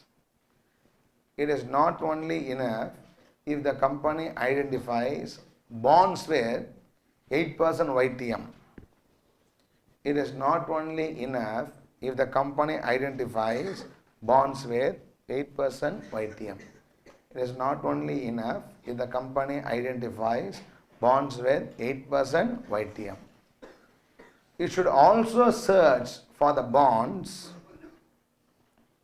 It should also search for the bonds with the duration of. You should also search for the bonds with the duration of. Tell me, with the duration of how many years? 10 years. You should also search for the bonds with the duration of 10 years to protect the 8% yield. You should also search for the bonds with duration of 10 years to protect the 8% yield. To protect the 8% yield. Everybody following or not? Next, point number 3 or 4? Point number 5. Point number 5. Duration of zero coupon bond is equal to, point number 5, duration of zero coupon bond is equal to, formula is equal to what? Maturity. Duration of zero coupon bond is equal to maturity is equal to how many years? 6 years. Is equal to 6 years. Below that, duration of perpetual bond is equal to, duration of perpetual bond is equal to, I want a calculation. What is the calculation? 1 plus y by y. Duration of perpetual bond is equal to 1 plus y by y is equal to 1.08 divided by 0.08 is equal to 1.08 divided by 0.08 is equal to how many years? 13.5 years. Same bond you continue. Since both bonds do not have Since both bonds do not have 10 years duration, since both bonds do not have 10 years duration, we should invest in portfolio. We should invest in portfolio of these two bonds. We should invest in portfolio of these two bonds. We should invest in portfolio of these two bonds that gives a weighted duration of, we should invest in portfolio of these two bonds which gives a weighted duration of how many years? 10 years. It gives a weighted duration of 10 years. The portfolio proportions are calculated as follows. The portfolio proportions are calculated as follows. This is a sum solution. Okay, the portfolio proportions are calculated as follows. Have the following columns: bond, proportion, duration, weighted duration. Bond, proportion, duration, weighted duration.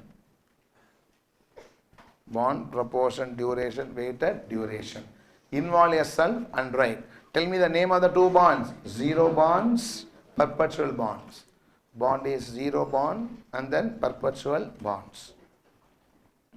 How much money I am going to invest in zero bond proportion? P. I invest proportion P in zero bond. How much in perpetual bond? 1 minus P.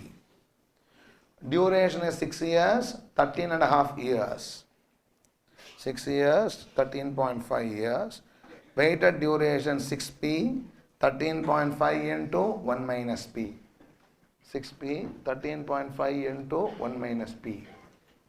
Right. 6P plus 13.5 minus 13.5P is equal to 10. 6P plus 13.5 minus 13.5P is equal to 10. 13.5 minus 10 is equal to 13.5P minus 6P. 13.5 minus 10 is equal to 13.5P minus 6P. 7.5P is equal to 3.5. 7.5P is equal to 3.5. P is equal to 3.5 by 7.5. P is equal to 3.5 by 7.5 is equal to 0.4667. Is equal to 0.4667. Is equal to 0.4667. 1 minus P is equal to, right? 1 minus P is equal to, or 1 minus P, 0.5333. My number right or not? 1 minus P is equal to 0.5333. In the center right, please, in center right, 1 lakh. In the center right, 1 lakh. Branch it into 2. First is zero bonds. Another is what? Perpetual bond. Zero bond and then perpetual bond. How much to invest in zero bond? 1 lakh into 0.4667. What is zero bond amount here? 46,670. 0.46,670. Perpetual bond amount to be invested is 1 lakh into 0.5330 is equal to 53,330. Equal to 53,330. 53,330. Everybody, are you following or not? This is how the amount should be invested. Now, read the question. What is the question? In what proportion should he buy these debt instrument? What proportion?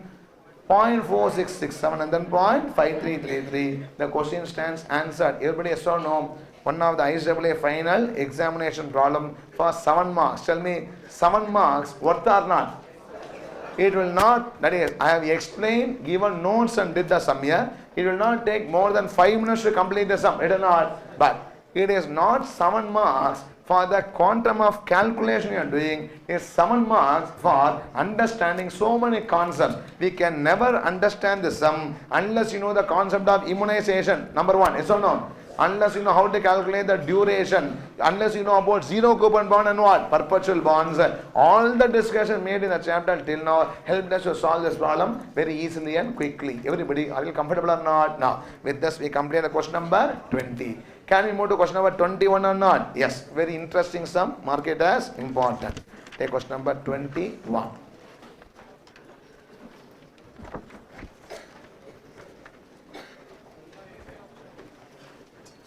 Switch off AC abba.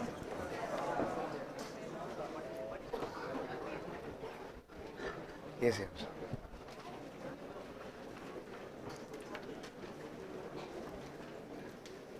AC off.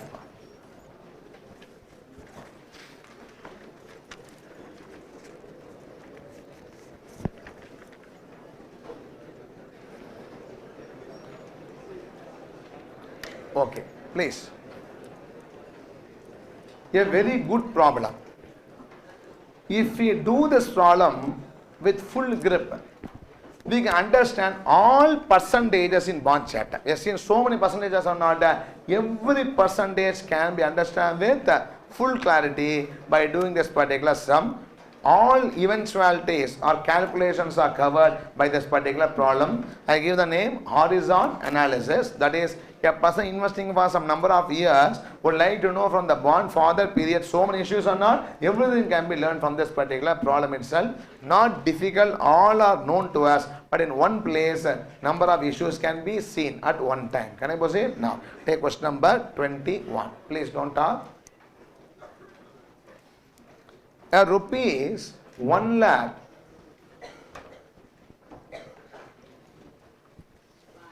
settle down now.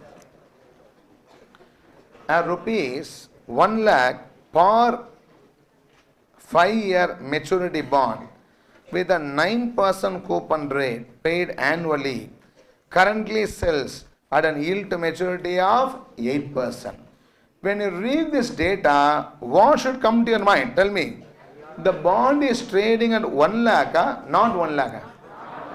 Because it's a bond paying a coupon of, but trading at a yield of 8%. That means it will trade at 1 lakh, more than, less than.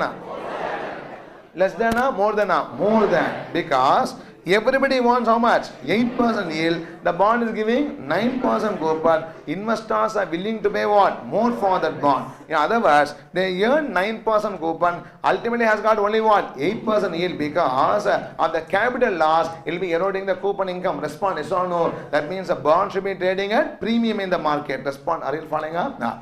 All this should naturally come to your mind when you now start reading the questions after so much discussion. Are you following up? Now, next. A portfolio manager wants to forecast the total return on the bond over the coming 2 years, as his horizon is 2 years. Our portfolio manager wants to invest in this bond for how many years? Even though the bond is how many years bond? 5 years bond, our person wants to invest only for 2 years. Hence he wants to discuss about 2 years things. Okay. Now, he believes that 2 years from now, 3-year maturity bond will sell at an yield of 7%. And the coupon income can be reinvested in short-term securities over the next 2 years at the rate of 6%. What is the expected annualized rate of return over the 2-year period is a question. Ultimately, the question is about realized OITM with lot of adjustments. That's all. Okay. Now, I'll give you 2 minutes time. Go through the problem before I start with the solution. Put your mind into it. Understand the numbers. Then you can start with the solution.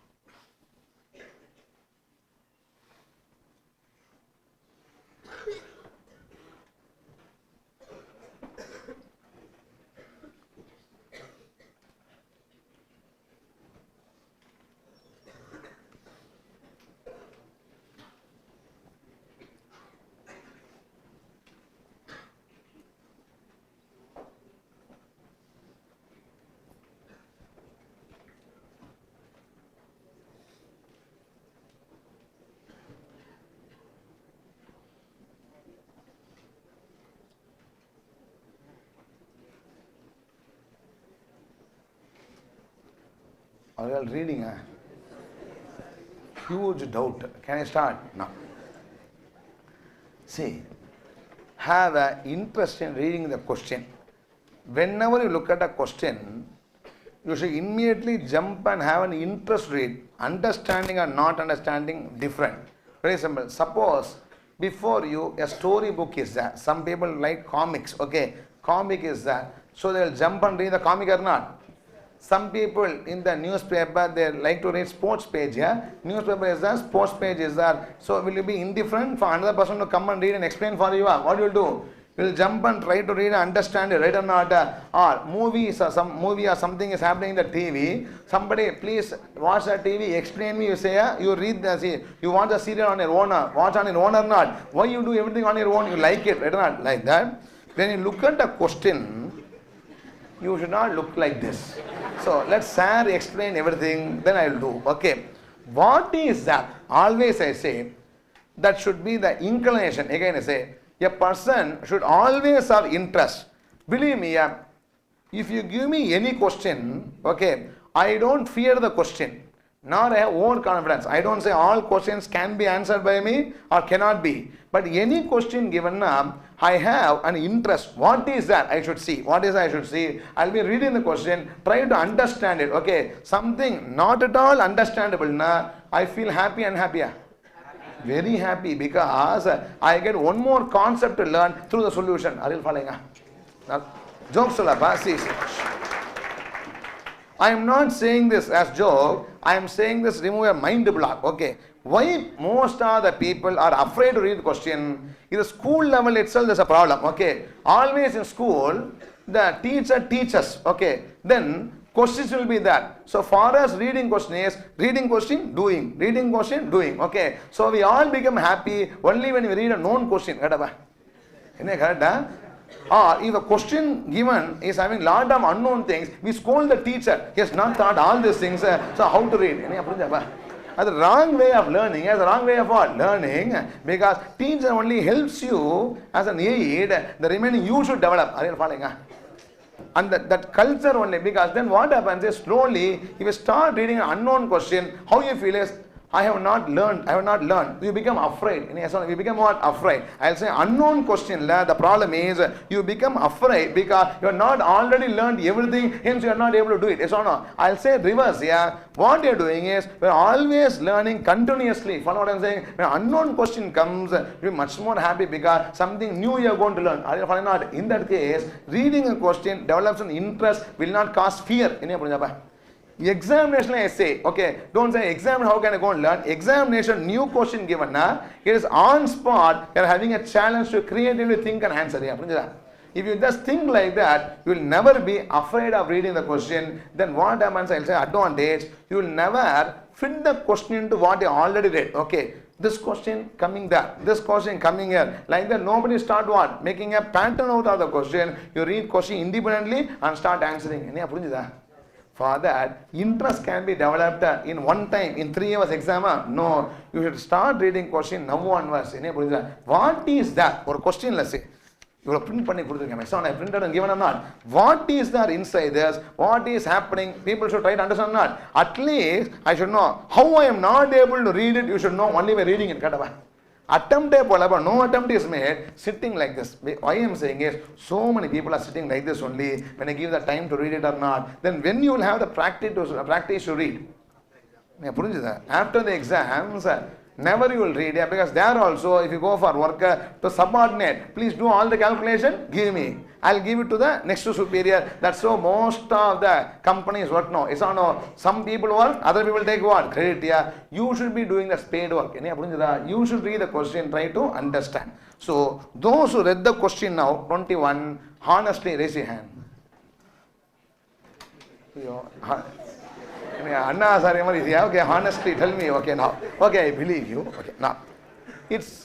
Let us see the facts of the question, proceed further. Okay.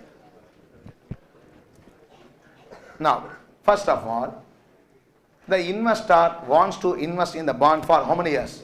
All of how many years here? 2 years. But this bond is for 2 years? No. How many years bond here? 5 years bond. The face value of this bond is how much rupees? 1 lakh. Its coupon rate is 9%. but the bond is selling in the market at a yield of how much percent? 8. That means the bond is not trading at 1 lakh, it is trading at what? Something more than 1 lakh. Today the price P0 is not 1 lakh, P0 is what? More than 1 lakh. There is something with the future cash flow discounted at 8%. Will be the price of the bond. Respond, yes or no? And the coupon of the 2 years is expected to be reinvested back at how much percent? How much percent here? 6%. Because 1 lakh 9% I get the coupon or not. Every year I get 9,000 coupon. The coupon I will not put in pocket. I invest back at how much percent? 6%. At the end of the second year, I will sell the bond or not? I sell the bond to the company or to the market. At that time, I believe now, all this is only prediction. At that time, I believe now that the bond will be trading at an yield of what percent? 7%. P2 will be priced at what yield? 7%. This is all the details given. Now they are asking you what a realized yield a person can earn from this bond is the question. Are you following? Now, see. For doing this sum, I want 2 prices. How many prices here? 2 prices. Price today, price at the end of the second year. Why I want price today?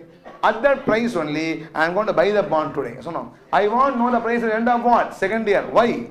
At that price only, I am going to sell the bond in the market. Yes or no? No. So I should require 2 numbers now first. I want to know the price of the bond today. I want to know the price of the bond at the end of what? Second year. Today's price is the purchase price of the bond for me. I expect to sell it what? P2, which also I have to find it out. Yes or no? Let us start calculating the price today and price at the end of the second year and continue further. Can I start or not? No.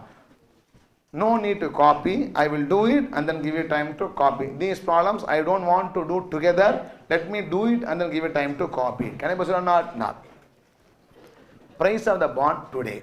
Original discussion. What is the price of the bond? No one. Horrible, yeah. Who said 1 lakh? Face value, yeah. What is the price of the bond? Present value or the future cash flow discounted at the yield to maturity. Yes or no?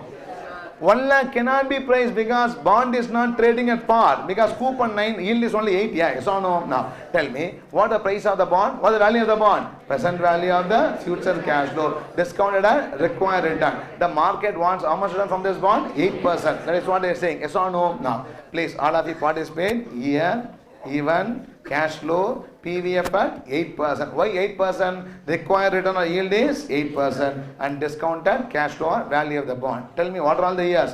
1 to 5 years, 5 years. What I get? Coupon, I get redemption. First year, second year, third year, fourth year, fifth year, how much I get coupon? 9%. Coupon will be applied on bond price or face value? Face value. What the par value of the bond? 1 lakh. It is going to be 9,000 coupon. Last year, nothing said, assumed at what? Par, 1 lakh. What the present value? Annuity factor at 8% for 5 years. 1 divided by 1.08 is equal to 5 times GT. What's the number? 3.9927. PVF at the end of 5th year is 0.6806. If I multiply 9,000 into 3.9927, 1 lakh into 0.6806, the number is how much? 1,03,994. Tell me, what is 1,03,994?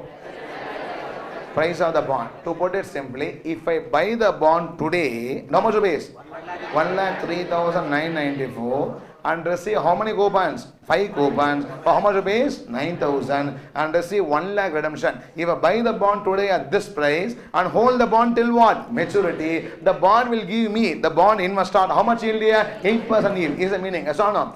Understand, 8% yield I can earn only if I keep the bond till what? Maturity. That is why I call as what? Yield to maturity. Everybody, yes or no? Tell me. Today I pay how much rupees to buy the bond? 1,03,994. Why market is selling this bond as 1,03,994? Because everywhere in the market they want only how much percent interest? 8%. The bond give me how much coupon? 9%. It's an attractive bond, less attractive bond, attractive bond. So price will be almost higher only. Respond. Are you following or not? Now, so 1,03,994. Now, today's price over. It is not like that. I also predict. Now, when I say second year, it may happen, may not happen, but entire business world goes only an estimation. So, no, I also predict what? Price end of the second year. Now, our portfolio manager believes that 2 years from now, the interest rates in the market will not be 8%. It will drop to how much percent?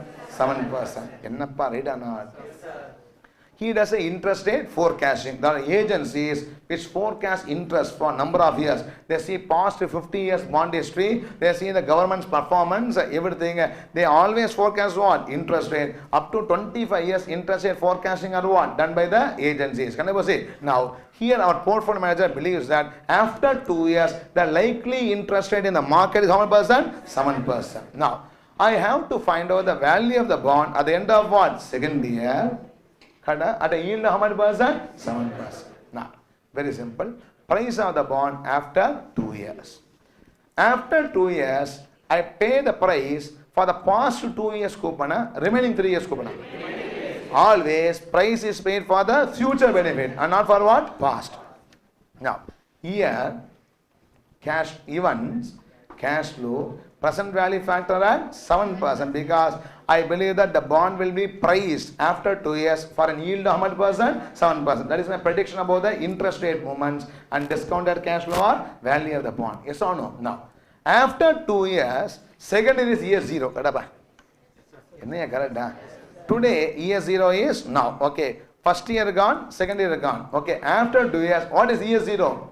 Second is year 0. Third, fourth, fifth is what? 1, 2 and 3. This 5-year bond has become 3 years bond after 2 years. Yes or no? Now I am going to value a 3-year bond now. Respond. Yes or no? Now 1 to 3 years, 3 years. After 2 years, this 3-year bond is trading 1 to 3 years and 3 years. It gives 1 to 3 years what? Coupon and third year redemption. How much coupon? 9,000. What redemption? 1 lakh. PV annuity factor for 3 years 7%. PV factor for 3 years is a 0.8163. I am going to multiply. I know the value of the bond is 1,05,259. Respond yes or no? No.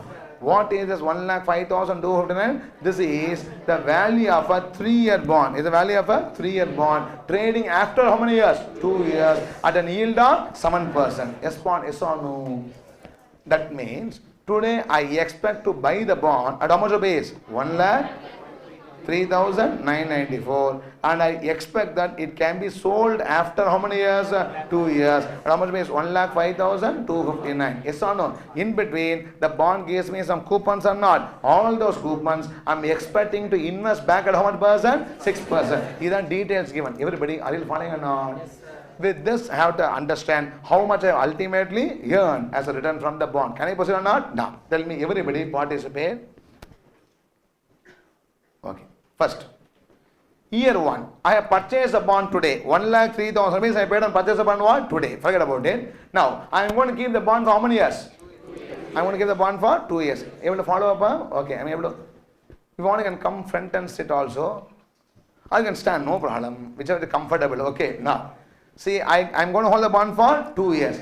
What I get from the bond for 2 years? First year coupon. Second year coupon, sell in the second year at P2. Ennappa right or not? Now, first year coupon, second year coupon.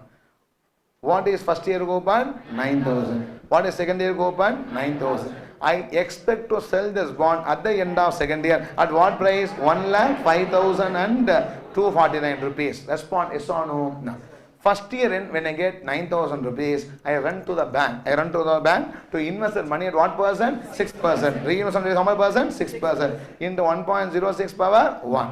The other money got only at the end of the second year. We invested for 0 years. In the parade, 9,000 into 1.06, 9,000, 105, 249. Can I add the second column? No. Time prevents it. Can I add the last column? Yes. Everything is at the end of the second year. The money in my hand will be 1,23,789. Respond yes or no? Now, today I went to the bond market, invested how much a base? 1,03,994. I got how much at the end of the second year? 1,23,789. Because first year coupon I did not take home. I invested back in what? The bond market itself. And this is my cash flow. Right or not? For this, when I calculate IRR, it is called as what maturity? Realized YTN. Tell me how to calculate IRR. Future value is equal to present value into 1 plus R power 2. Yes or no? What is future value? 1,23,789. How much I put into the bond market today? 1,03,994.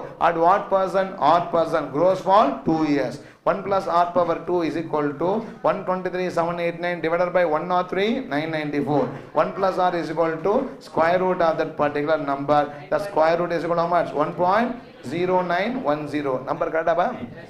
123,789 divided by 103,994. Take the square root. 1 plus equal to 1.0910. Am I right or not? So R is equal to how much here? 9.1%. When I invest in this bond, I am expecting to earn a yield of how much percent? 9.1%. This is called as realized yield from the bond. Everybody, are you following or not?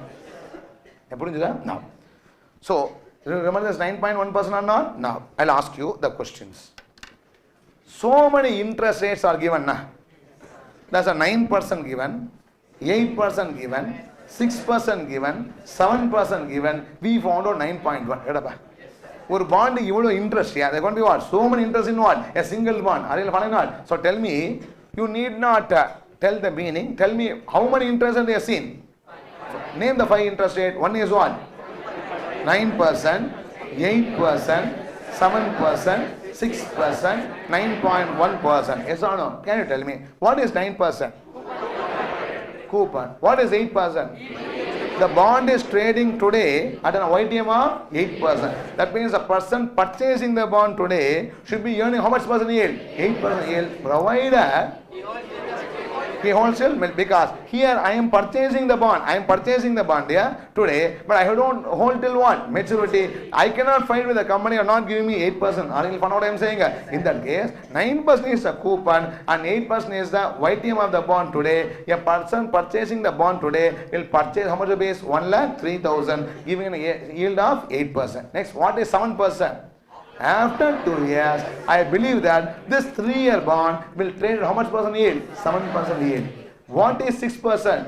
Whatever money the bond holder gets, he'll invest back at how much percentage here? 6%. What is 9.1? Ultimately, over the 2-year period, you earn how much percent? 9.1% yield. Respond, are you following not? Is how one should be understanding the various interest rate. Please tell me yes or no. Now I just copy the solution. Okay, understanding facts. Question number 21. Question number 21.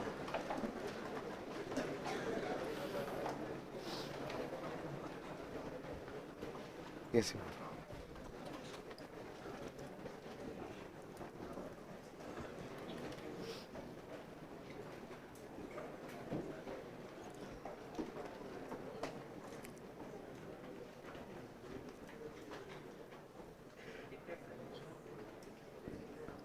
Can I dictate? Okay, write down. Understanding facts. The investor's time horizon. And bracket, how many years he wants to invest? Bracket close is 2 years. The investor's time horizon.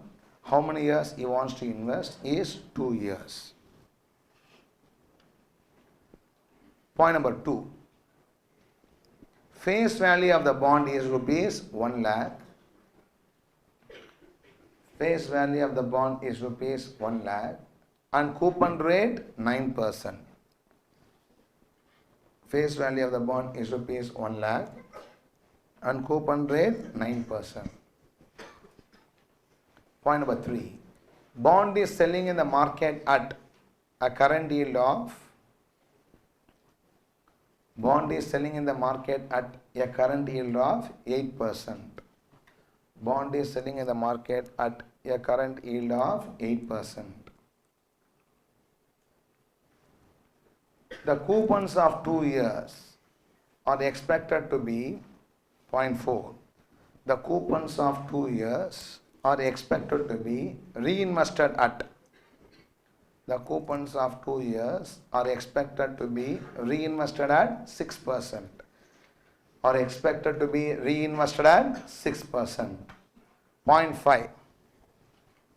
After 2 years, the bond is expected to, after 2 years, the bond is expected to sell at an yield of, after 2 years, the bond is expected to sell at an yield of 7%. The bond is expected to sell at an yield of 7%. Respond everybody yes or no. Write down. Step 1. Calculation of bond price today. Bond is priced today at what YTM? 8%. Always languages in the market they say today the bond is trading at an yield of 8% only they say. They don't say price, they say it is trading at a yield of 8%. That's how it has been priced now. The bond is priced at an yield of 8% as 1,03,994.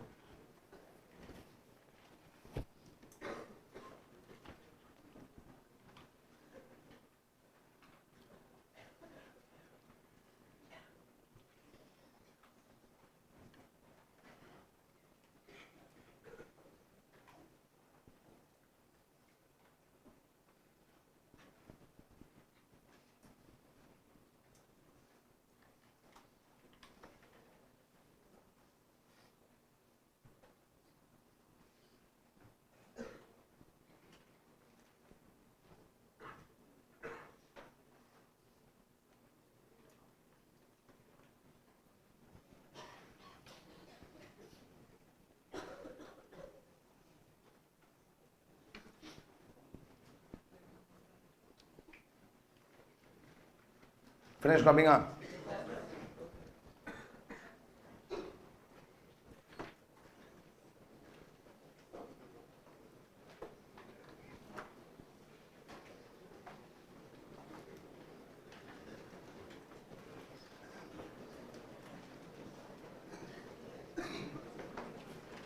Those not copy, raise your hand. Can I proceed? Now, step 2. Calculation of price after 2 years.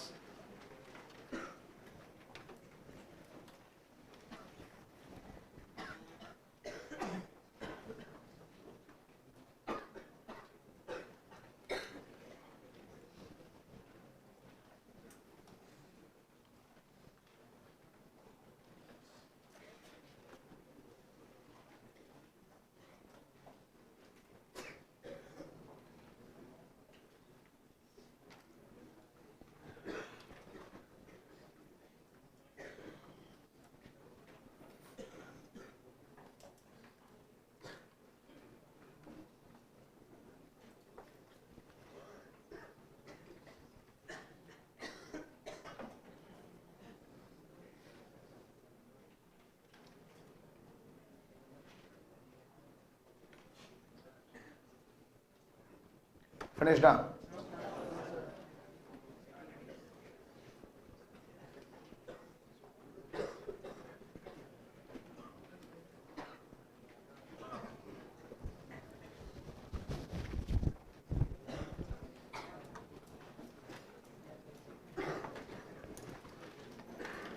Those not copy, raise your hand.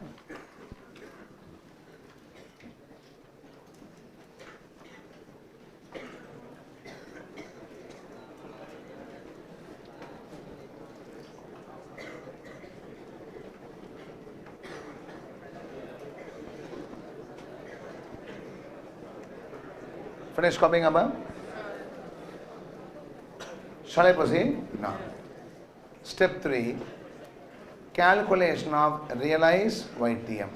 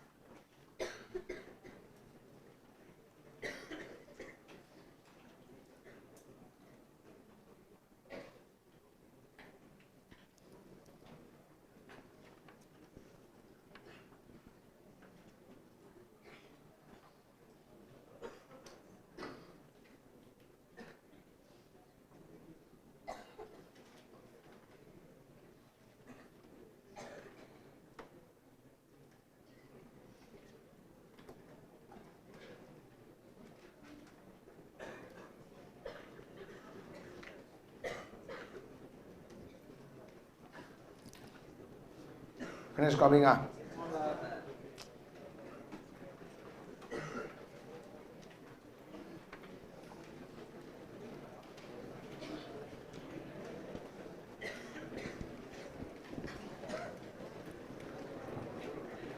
Those who are not copy, raise your hand. Can I proceed? No.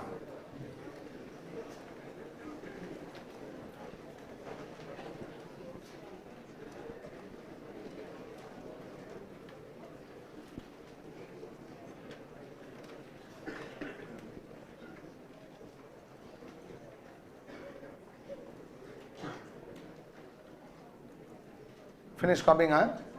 Nothing there, yeah? Only two numbers there. Invested 103, 994, mature 123, 789, 02. Over, huh?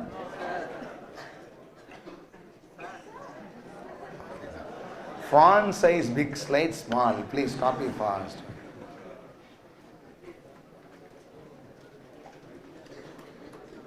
Shall I proceed or not?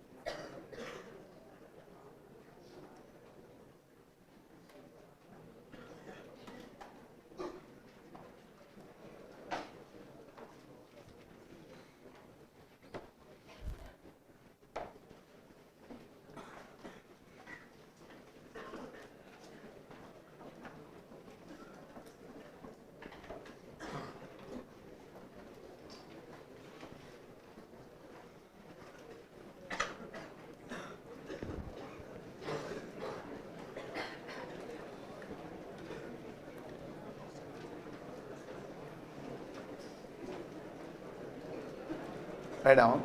The bondholder can expect, or the investor can expect, a realized yield of, the investor can expect a realized yield of 9.1%. The investor can expect a realized yield of 9.1% over the 2-year time horizon. The investor can expect a realized yield of 9.1% over the 2-year time horizon. Over the 2-year time horizon. Everybody, are you comfortable or not? No. This for a time horizon, how to understand interest rates is what we call here as horizon analysis. See, we are going with a plan in this chapter. We had a learning objectives and we tried to cover the learning objectives through the problems. Okay. If you take the learning objectives in the notebook, please take it. First page in this chapter, take the learning objectives. I said, for the 4 types of bonds, name the 4 types of bond. Plain bond, annuity, perpetual, zero coupon bond. We will be learning how many concepts? 4 concepts. Name the 4 concepts. Value, YTM, duration, volatility. Over or not? Yes. What are the other add-on concepts discussed? Realized YTM. Yes or no? Yes. Next is what? Bond immunization. Over or not? Yes. Next is horizon analysis. That is also completed. Right or not? Now, what I have to complete is, number 1, the forward rates, convexity of the bond, convertible bonds, bond refunding decisions. Remember, yes or no? These are the 4 more issues I should be covering in this bond concept. In which a very important concept called as forward rates. We want to discuss, not difficult but very, very important, since this will be one of the main working in interest rate swap valuation. We do something called as swap valuations, a very beautiful concept. In that, we will be using this forward as one of the concept for interest rate swap valuation. There are 2 methods, bond valuation method, forward rate agreement method. In that, these forward rates are going to be very much used. Okay, now give the heading concept of forward rates. Give the heading concept of forward rates.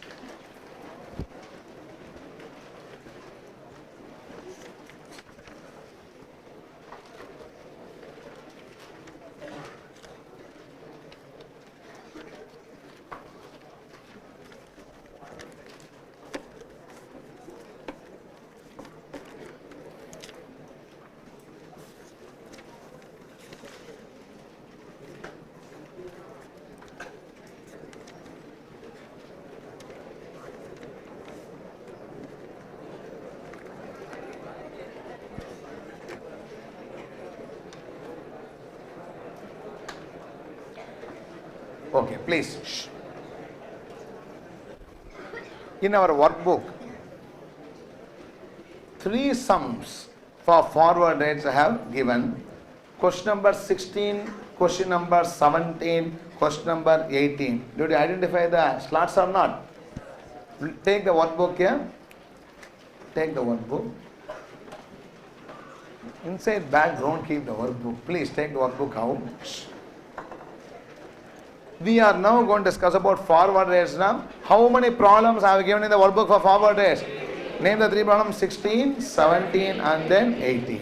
Now, 17 and 18 I will do in the class. 16 I will give it as homework. 16 is similar to question number 17, included for your practice purpose. Because it is very regularly asked in the exams also, forward rate calculation.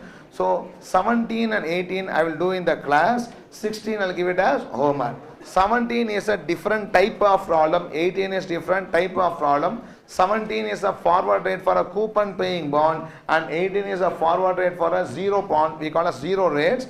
Both will see how it should be calculated. So 17, 18 will be doing in the class for forward rates. Today we will try to complete 17. Next class we will do question number 18. Can we start or not? Now take question number 17. Please. Shh.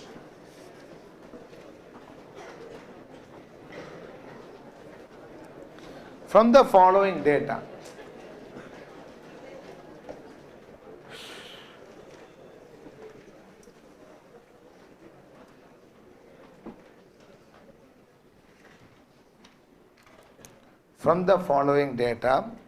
for government securities, calculate forward rates. Face value, there are 3 securities. Face value for all the 3 is 1 lakh. Interest rate can be called as coupon rates is 0%, 10% and 10.5%. Maturity is 1 to 1, 3 years. Current prices 91,500, 98,500 and 99,000. Okay. Have you all visited the stock exchange site or not?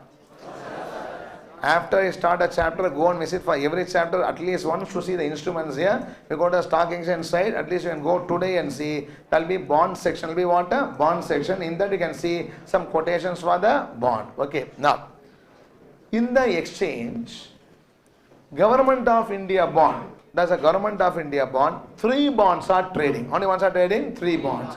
Of different entities of the same entity. Same entity. All the 3 are what? Government bonds. 3 bonds are trading with a different maturity. If you can see, the bonds trading from maturity of 1 to 25 years. How many years? 1 to 25 years in the bond markets. Even rarely bonds go up to what? 30 years also. Understood? Now, here there are 3 government bonds which are trading. Bond 1 is having a maturity of 1 year. Bond 2 is having a maturity of another 2 years. On bond 3, maturity of 3 years.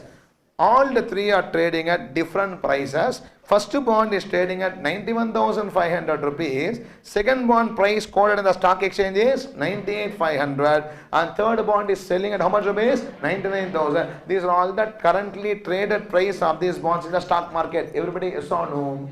And bonds, always they say the terms also for the bond in the site itself. So, one is a bond carrying 0% coupon because it's as good as 0 coupon bond because only 1 more year to mature. Yes or no?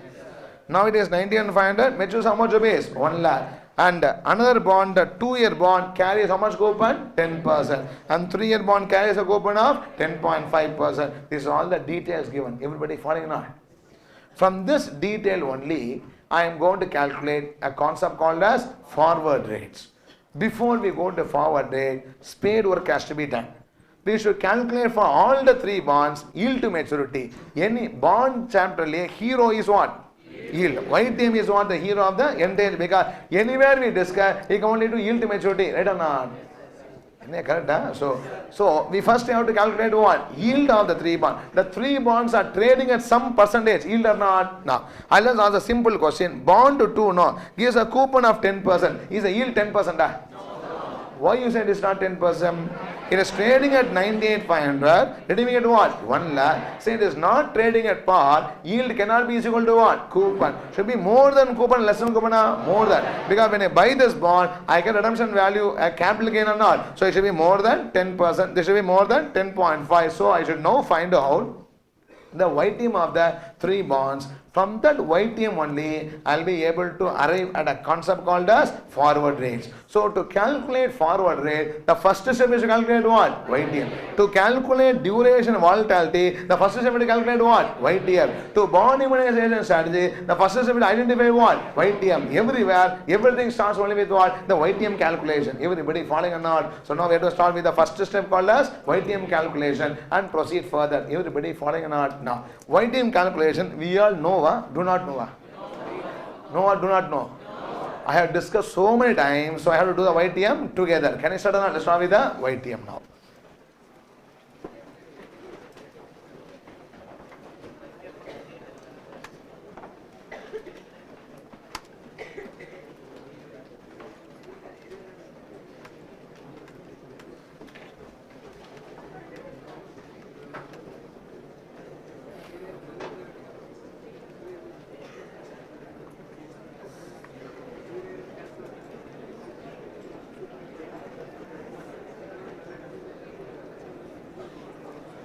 Stop talking, please.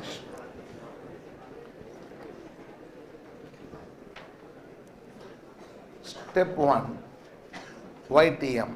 Step 1 is calculation of YTM. Step 1, YTM. Underline that. In that write part A. Write part A. YTM of 1 year bond. Step 1 is YTM. I have to calculate YTM 3 times because for first bond, second bond, third bond. I am not going to calculate YTM for a 1 year bond. Part A, YTM for a 1 year bond.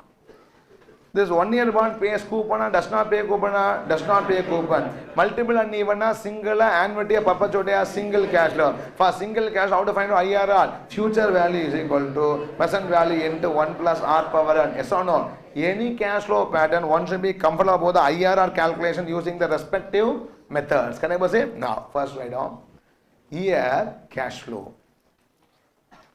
Year cash flow. I am buying this bond. Year 0, how much should I invest? 91,500. Invest 91,500. What I get at the end of the first year? 1 lakh. I get 1 lakh at the end of the first year. Can I proceed? Future value is equal to present value into 1 plus R power 1. Future value is equal to present value into 1 plus R power 1. Substitute the numbers. What is the future value? 1 lakh is equal to 91,500 into 1 plus R power 1. 1 lakh is equal to 91,500 into 1 plus R power 1. Very simple. 1 plus R is equal to 1 lakh by 91,500. 1 plus R is equal to 1 lakh by 91,500. 1 plus R is equal to 1.0929. Number calculation right up. 1 plus is equal to 1.0929. R is equal to 0.0929 or 9.29%. R is equal to 0.0929 or 9.29%. Tell me this 1 year bond is trading at what yield to maturity? 9.29%. That is the market has priced this bond at what YTM? 9.29% YTM. Can I proceed or not? Next. Part B, 2 year bond. Part B, 2 year bond. Okay. Stop writing and tell me this 2 year bond is a single cash flow, annuity, perpetuity, multiple and even.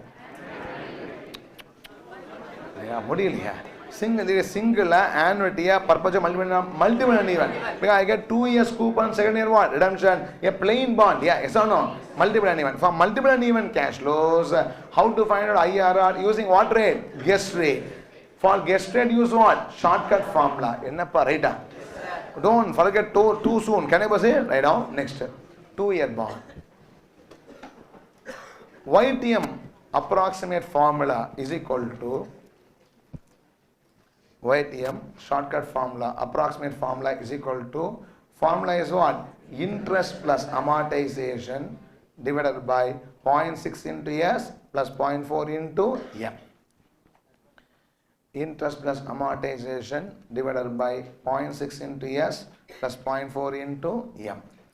Even one can use an average price, nothing wrong. 0.6 into S plus 0.4 into M. Can I proceed? Now, tell me the 2-year bond. What is the coupon percentage given? Tell me. 10%. Should be applied on price or face value? Face value. What is the face value? 1 lakh. So it is going to be what? 10% on 1 lakh is how much? 10,000. Which is equal to, tell me the number, 10,000 plus, what is the maturity value? 1 lakh. Minus what is the face value? What is the current price? 98,500. Amortized over 2 years. Divided by 0.6 into 98,500 plus 0.4 into 1 lakh. 0.6 into 98,500 plus 0.4 into 1 lakh. Respond yes or no? Now, tell me what is the number? YTM approximate formula is 10.85%. 10.85%. The bond giving me 10% coupon, how I can earn 10.85? Yeah? I not only earn coupon, I also earn 1,500 rupees as what? Capital gain. Over how many years? 2 years on my average investment. Enna parida? Now, is this 10.85 accurate? Approximate? Approximate. If you want to have accurate, what you should do? IRR. Can you go for IRR calculation or not? No. My first guess rate can be what? 11%. Can I proceed? No. Year cash flow, present value at 11%, discounted cash flow. Continue writing. Here, leave some space in the right to add few more percentages. Okay. First short, we may not get the IRR, so be careful. Leave some space in the right of the page. Year cash flow, PV, present value at 11%, discounted cash flow. Everybody, year what? 1 to 2. Year 1 to 2. Next is what? Year 2. 1 to 2 I get a coupon of how much rupees? 10,000. Year 2 I get a redemption of 1 lakh. Annuity factor 1 by 1.11 is equal to 2 times grand total will be giving you how much annuity factor? 1.7125. 1.7125. Present value factor 11% 2 years is how much? 0.8116. 1.7125, 0.8116. 10,000 into 1.7125 gives you 17,125. 1 lakh into 0.8116 will give me 81,160. Total, I'll be getting 98,285. 98,285. Look at the workbook and tell me, is the bond price 98,285, 98,500, 98,500? Is 11% IRR or not IRR? Not IRR. To make it as IRR, this number should become what? 98,500. Stop writing and tell me, if the DCF should be 98,500, the cash flow should be increased, the discount cash flow should be increased or decreased? Increase. To increase the P factor should be what? Increase. The interest rate should be what? Decrease. I should check at 12% or 10% or 10%. Write down. Present value factor at 10%. Now what here? Why I should not do? Face value. Coupon also is what? 10%. So all of you have woken up. Very good. So what's the bond value? 1 lakh.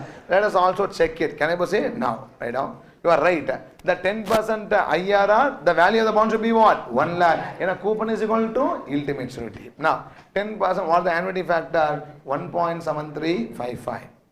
1.7355, 0.8264.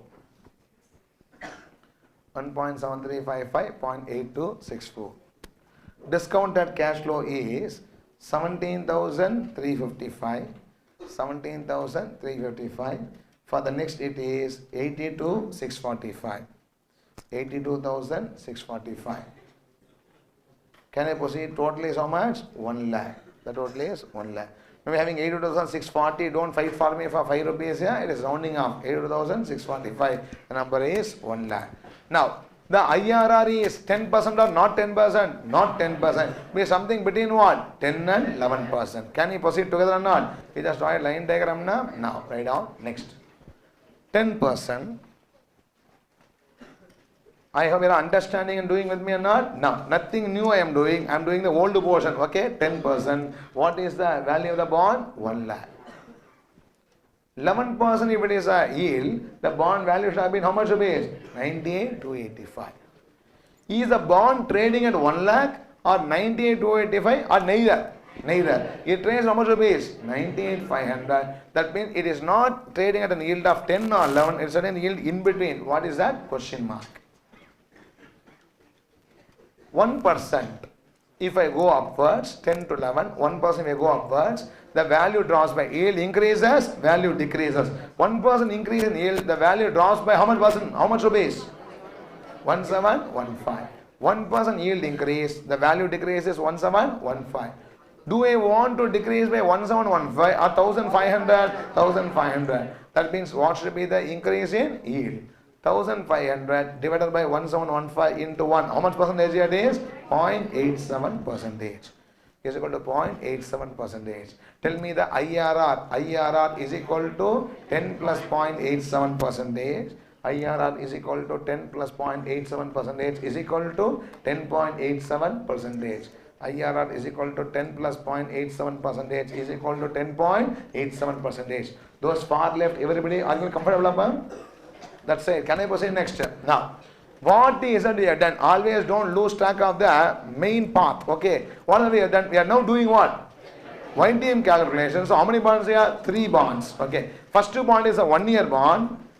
Second bond is a 2-year bond. Third bond is a 3-year bond. It means have we completed YTM for a 1 and 2-year bond or not? Yes. 1-year bond is trading in the bond market at an yield of how much percent? 9.29%. This 2-year bond is trading in the market at a yield of how much percent? 10.87%. Per annum you should be understanding. Always percentages are what? Per annum. Respond yes or no? No. Like that we have to find a YTM for what? 3-year bond. Can I proceed? Right now. Next. Part C above. Part C. 3-year bond. Part C, 3-year bond. Same way, shortcut formula and then IRR calculation. 3-year bond. But can I start above? Now, YTM approximate is equal to YTM approximate is equal to interest plus amortization divided by interest plus amortization divided by 0.6 into S plus 0.4 into M. Interest plus amortization divided by 0.6 into S plus 0.4 into M. Now, look at the workbook and tell me the third bond. Third bond is giving a coupon to the bond holder. How much percentage? 10.5%. Are you with me or not? Now, we applied on the price of 99, face value of 1 lakh. Face value of 1 lakh. 10.5% of 1 lakh. I want the number. What's the number? 10,500.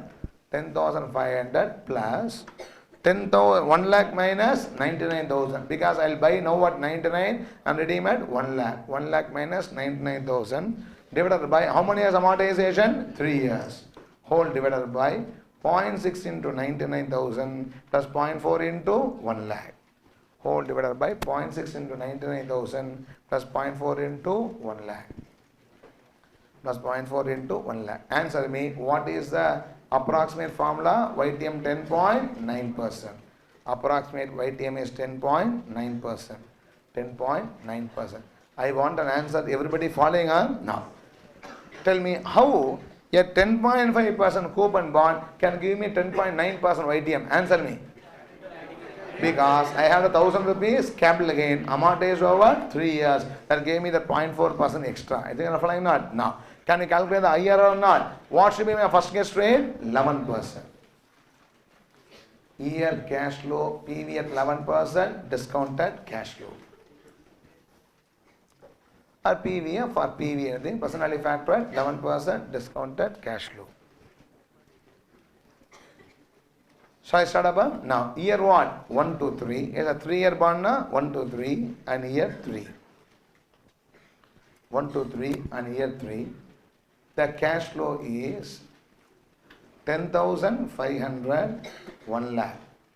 Now, 3 years, I get 3 years coupon of 10,500. Third year, it is a redemption of 1 lakh. Understood about? Now, how to discount by annuity factor for 3 years? 1 divided by 1.11 is equal to 3 times plus grand total. What's the number you want to get? 2.4437. 2.4437. 1 by 1.11 is equal to 3 as PV factor gives you 0.7312.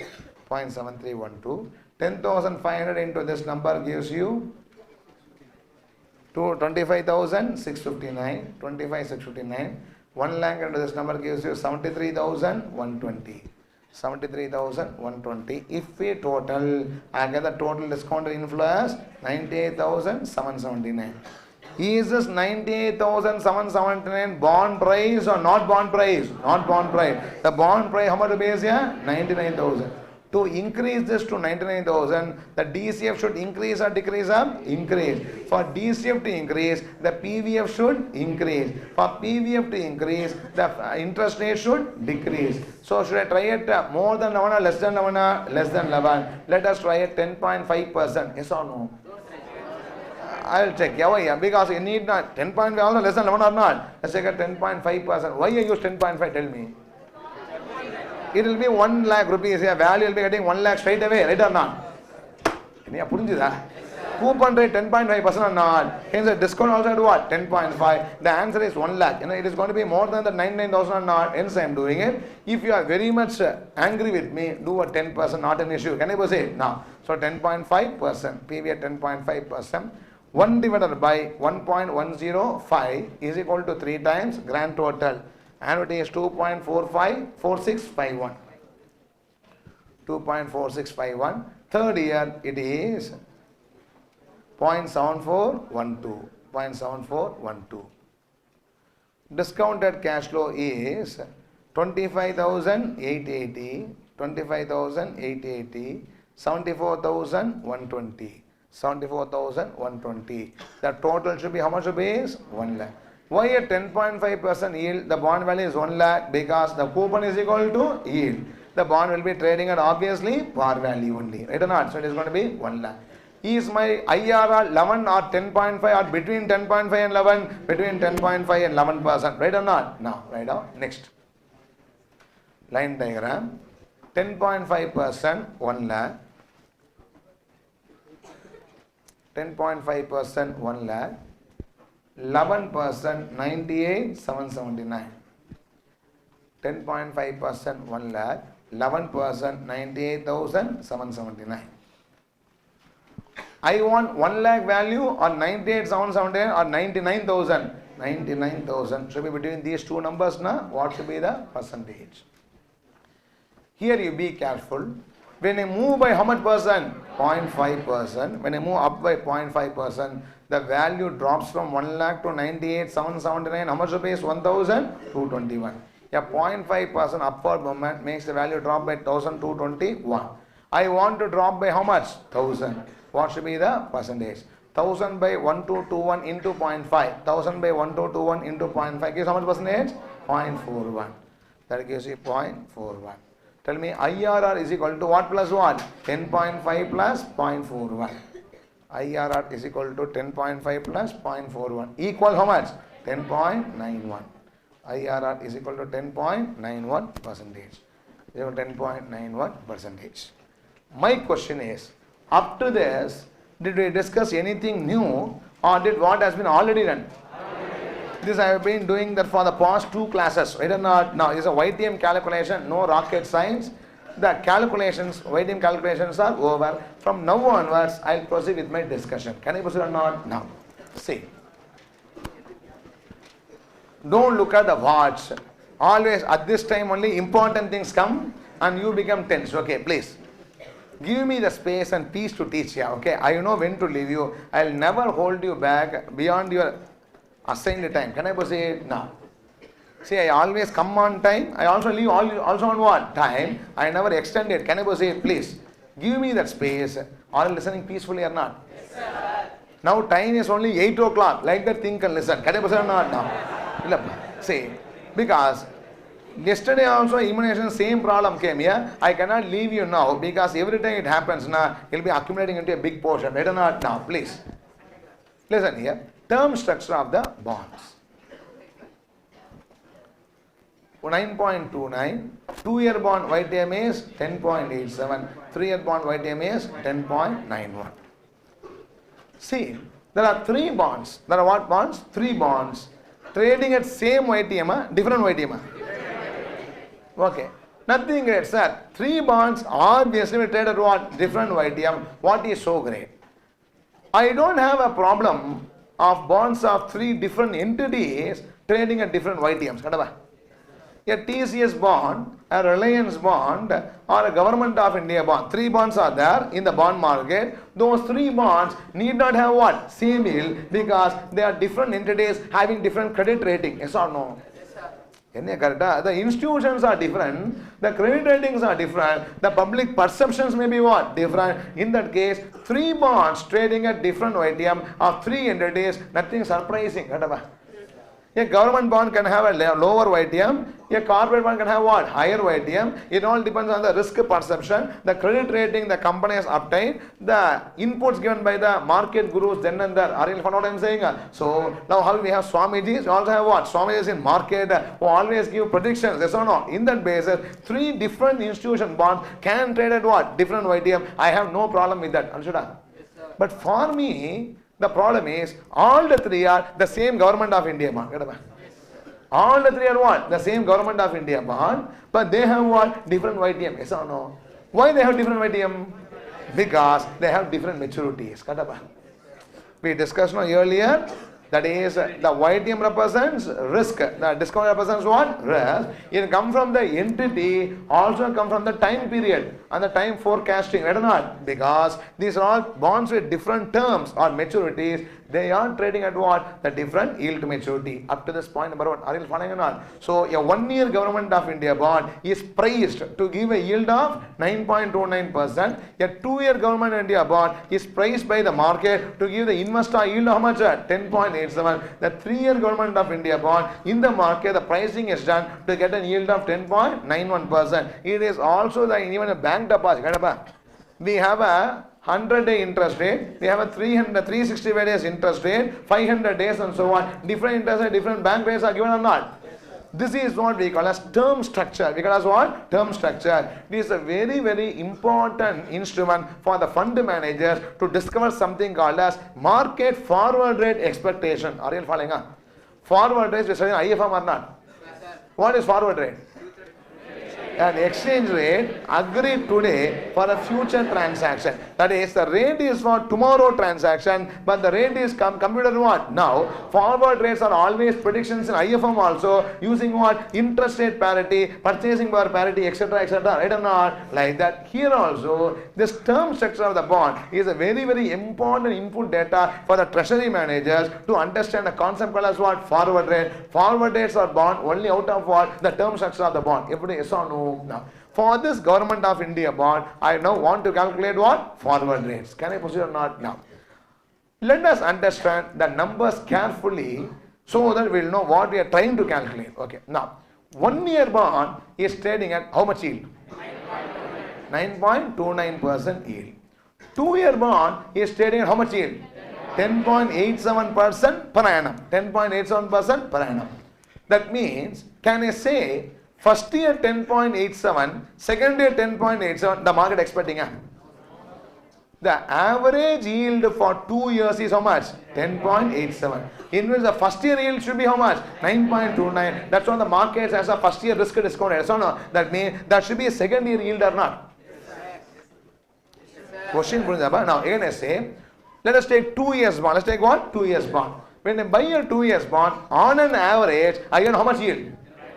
10.87% per annum. That means, can I say, I am getting compensated for first year 10.87, second year 10.87? Because first year, I am getting compensated how much? 9.29. Second year should be what? Much more higher. At some rate, the average becomes what? 10.87 per annum. Respond. Are you following?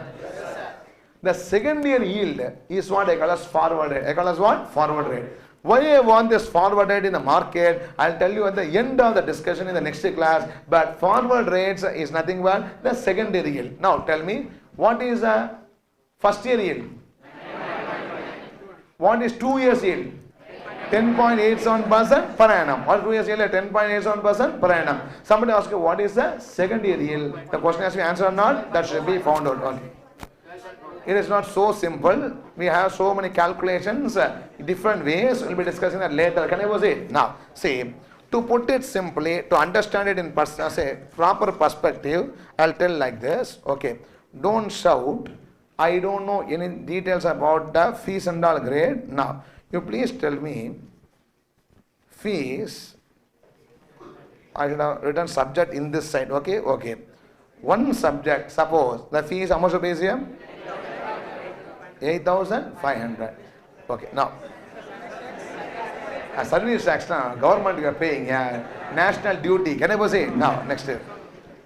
Chidambaram speaking on Monday, read on now, next. Two subjects, suppose two subjects. Now, I am not saying any MTHK fees, only for my example, okay. Suppose two subjects is, the fees is 16,000. How much rupees here? 10,000.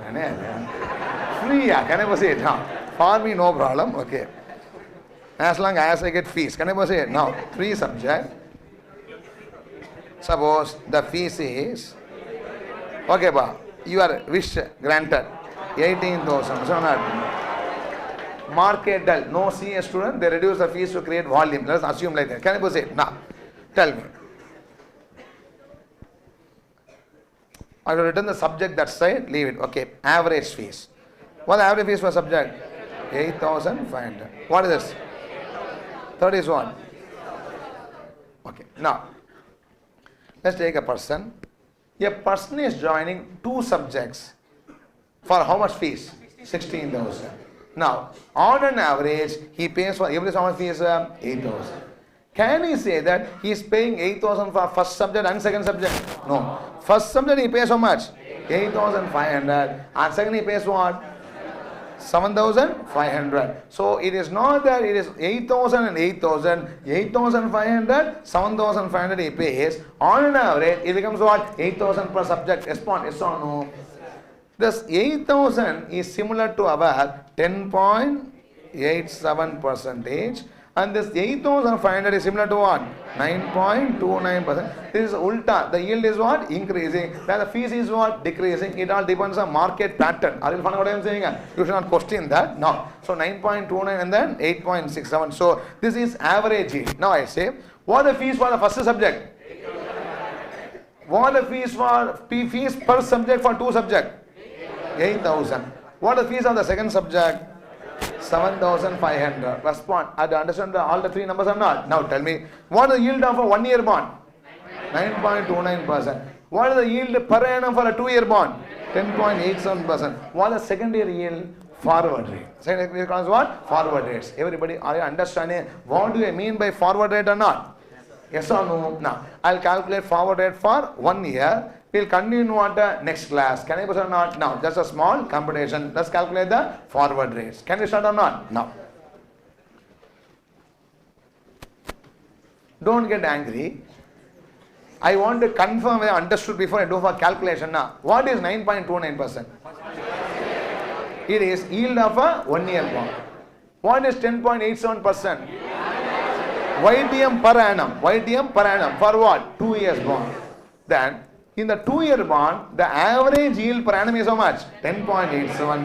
But the secondary yield should be something or not? What is that? That is a forward rate. Now tell me, what is 10.91%?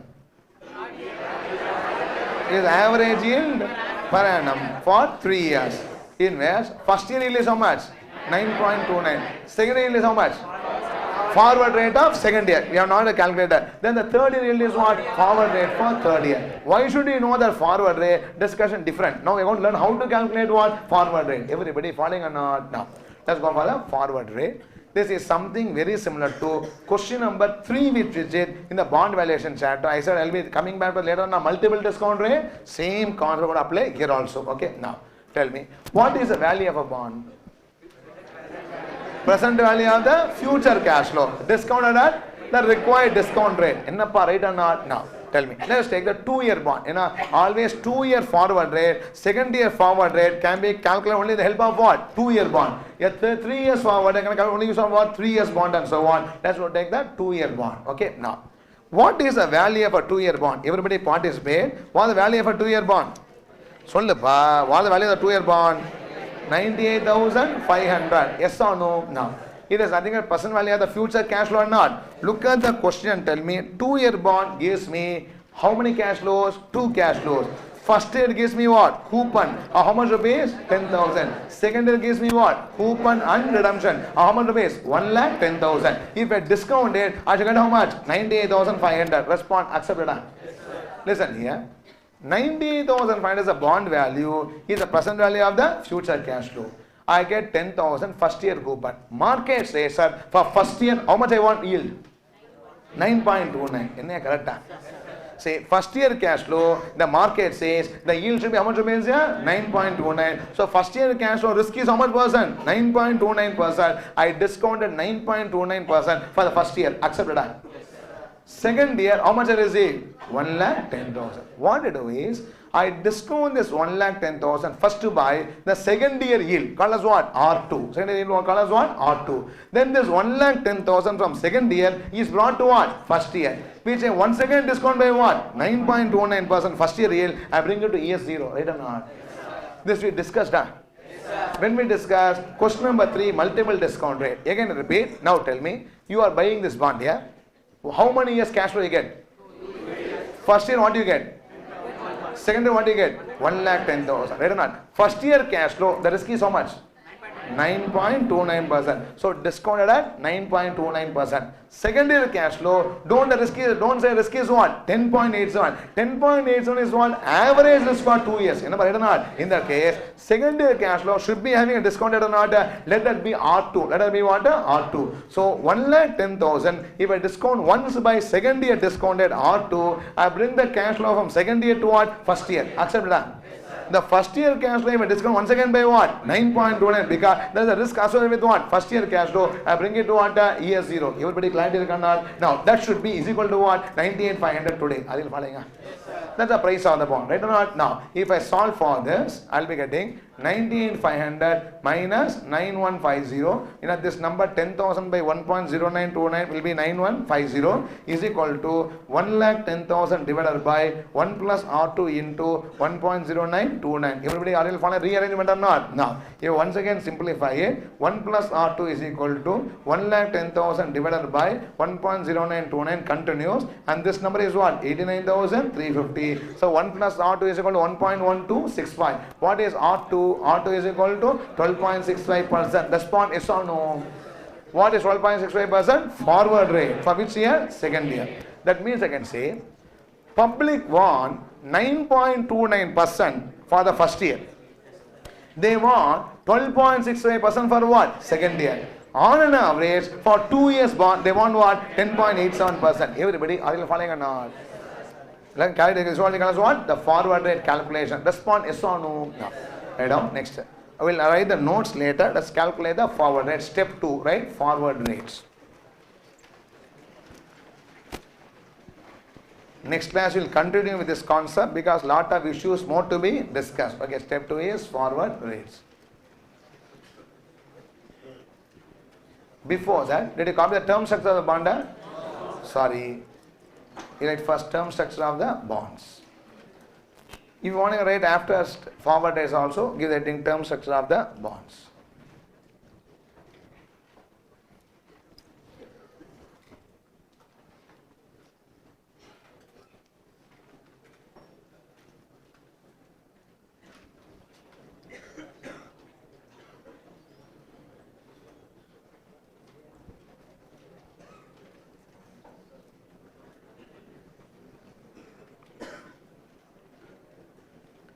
Finish copying, huh? Nothing there. 1 year, 2 years, 3 years bond, 9.29, 10.87, 10.91. It seems big with all animations and auto shapes. Can I proceed or not? No. Shall I proceed? Step 2, forward rates. In that right, forward rate for year 2. Forward rate for year 2. Add the word for here to understand much more better. Forward rate for year 2. Forward rate for year 2.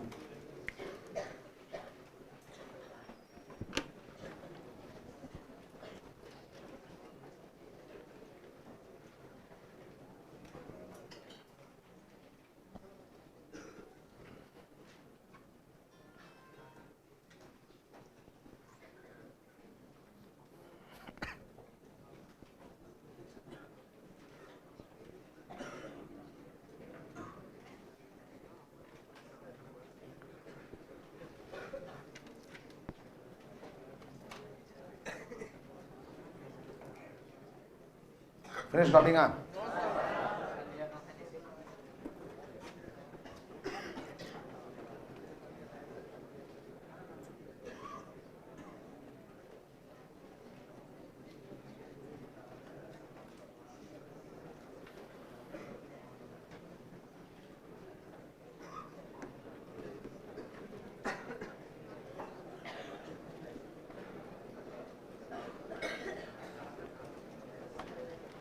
Those not copy, raising your hand.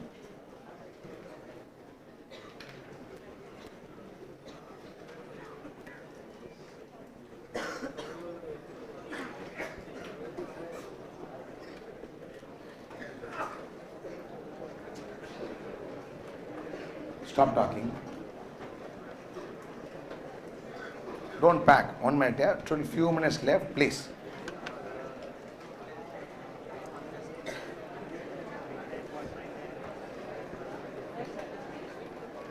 Finish copying or not?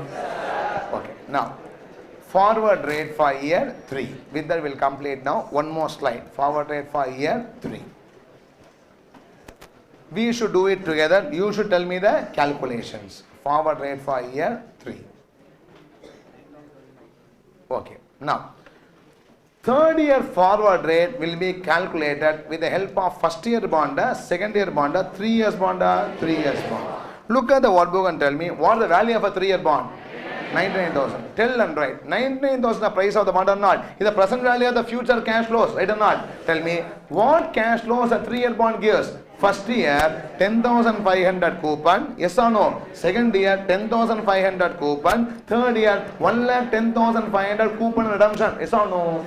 First year 10,500 should be discounted at what rate? 9.29%. Second year 10,000 should be discounted at what rate? 12.65% once and 9.29% next time. Because when discount by 12.65, it is brought to what? First year, and discount by 9.29 brought to what? Year 0. Respond, yes or no? Third year 1,10,500, discount by what? R3 once. The third brings to what? Second. Discount by what? 12.65. The second is brought to what? First year. Discount by what? 9.29 brought to year 0. Respond. Are you following or not? No. So write down 99,000 is equal to, please write, 99,000 is equal to the bond price for a 3 year bond. 99,000 is equal to 99,000 is equal to 10,500 divided by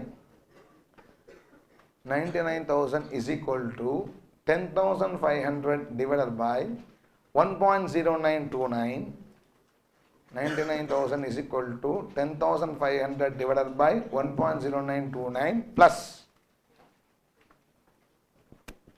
10,500 divided by, that is a second year coupon, okay? 10,500 divided by 1.1265. By doing that, what you make the 10,500? Bring from second year to what? First year. Into 1.0929. I bring it from first year to year 0. 10,500 divided by 1.1265 into 1.0929. Plus. Tell me, what is the 3 year bond? What is the third year cash flow? 1,10,500 divided by 1 plus R3. When you discount by 1 plus R3, what happens? Third year brought to second year into 1.1265. Second year brought to first year into 1.0929. First year brought to year 0. Respond yes or no? No. 99,000 minus when I discount 10,500 by 9.29, I get 9607. 99,000 minus 9607. The second number 10,500 discount gives you 8529. 99,000 minus 9607 minus 8529 is equal to 1,10,000 divided by 1,10,000 divided by 1 plus R3 into 1.1265 into 1.0929. 1 plus R3 into 1.1265 into 1.0929. I think you are comfortable or not? Rearrange. 1 plus R3 is equal to 1,10,500 divided by 1,10,500 divided by, this comes to the denominator, it is 80,864 into 1.1265 into 1.0929. 1.1265 is equal to 1.1099.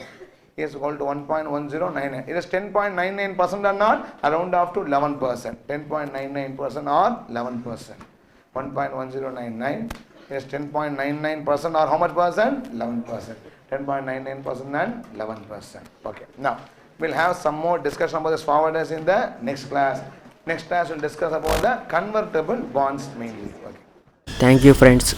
OMSAI Bhojanapalli.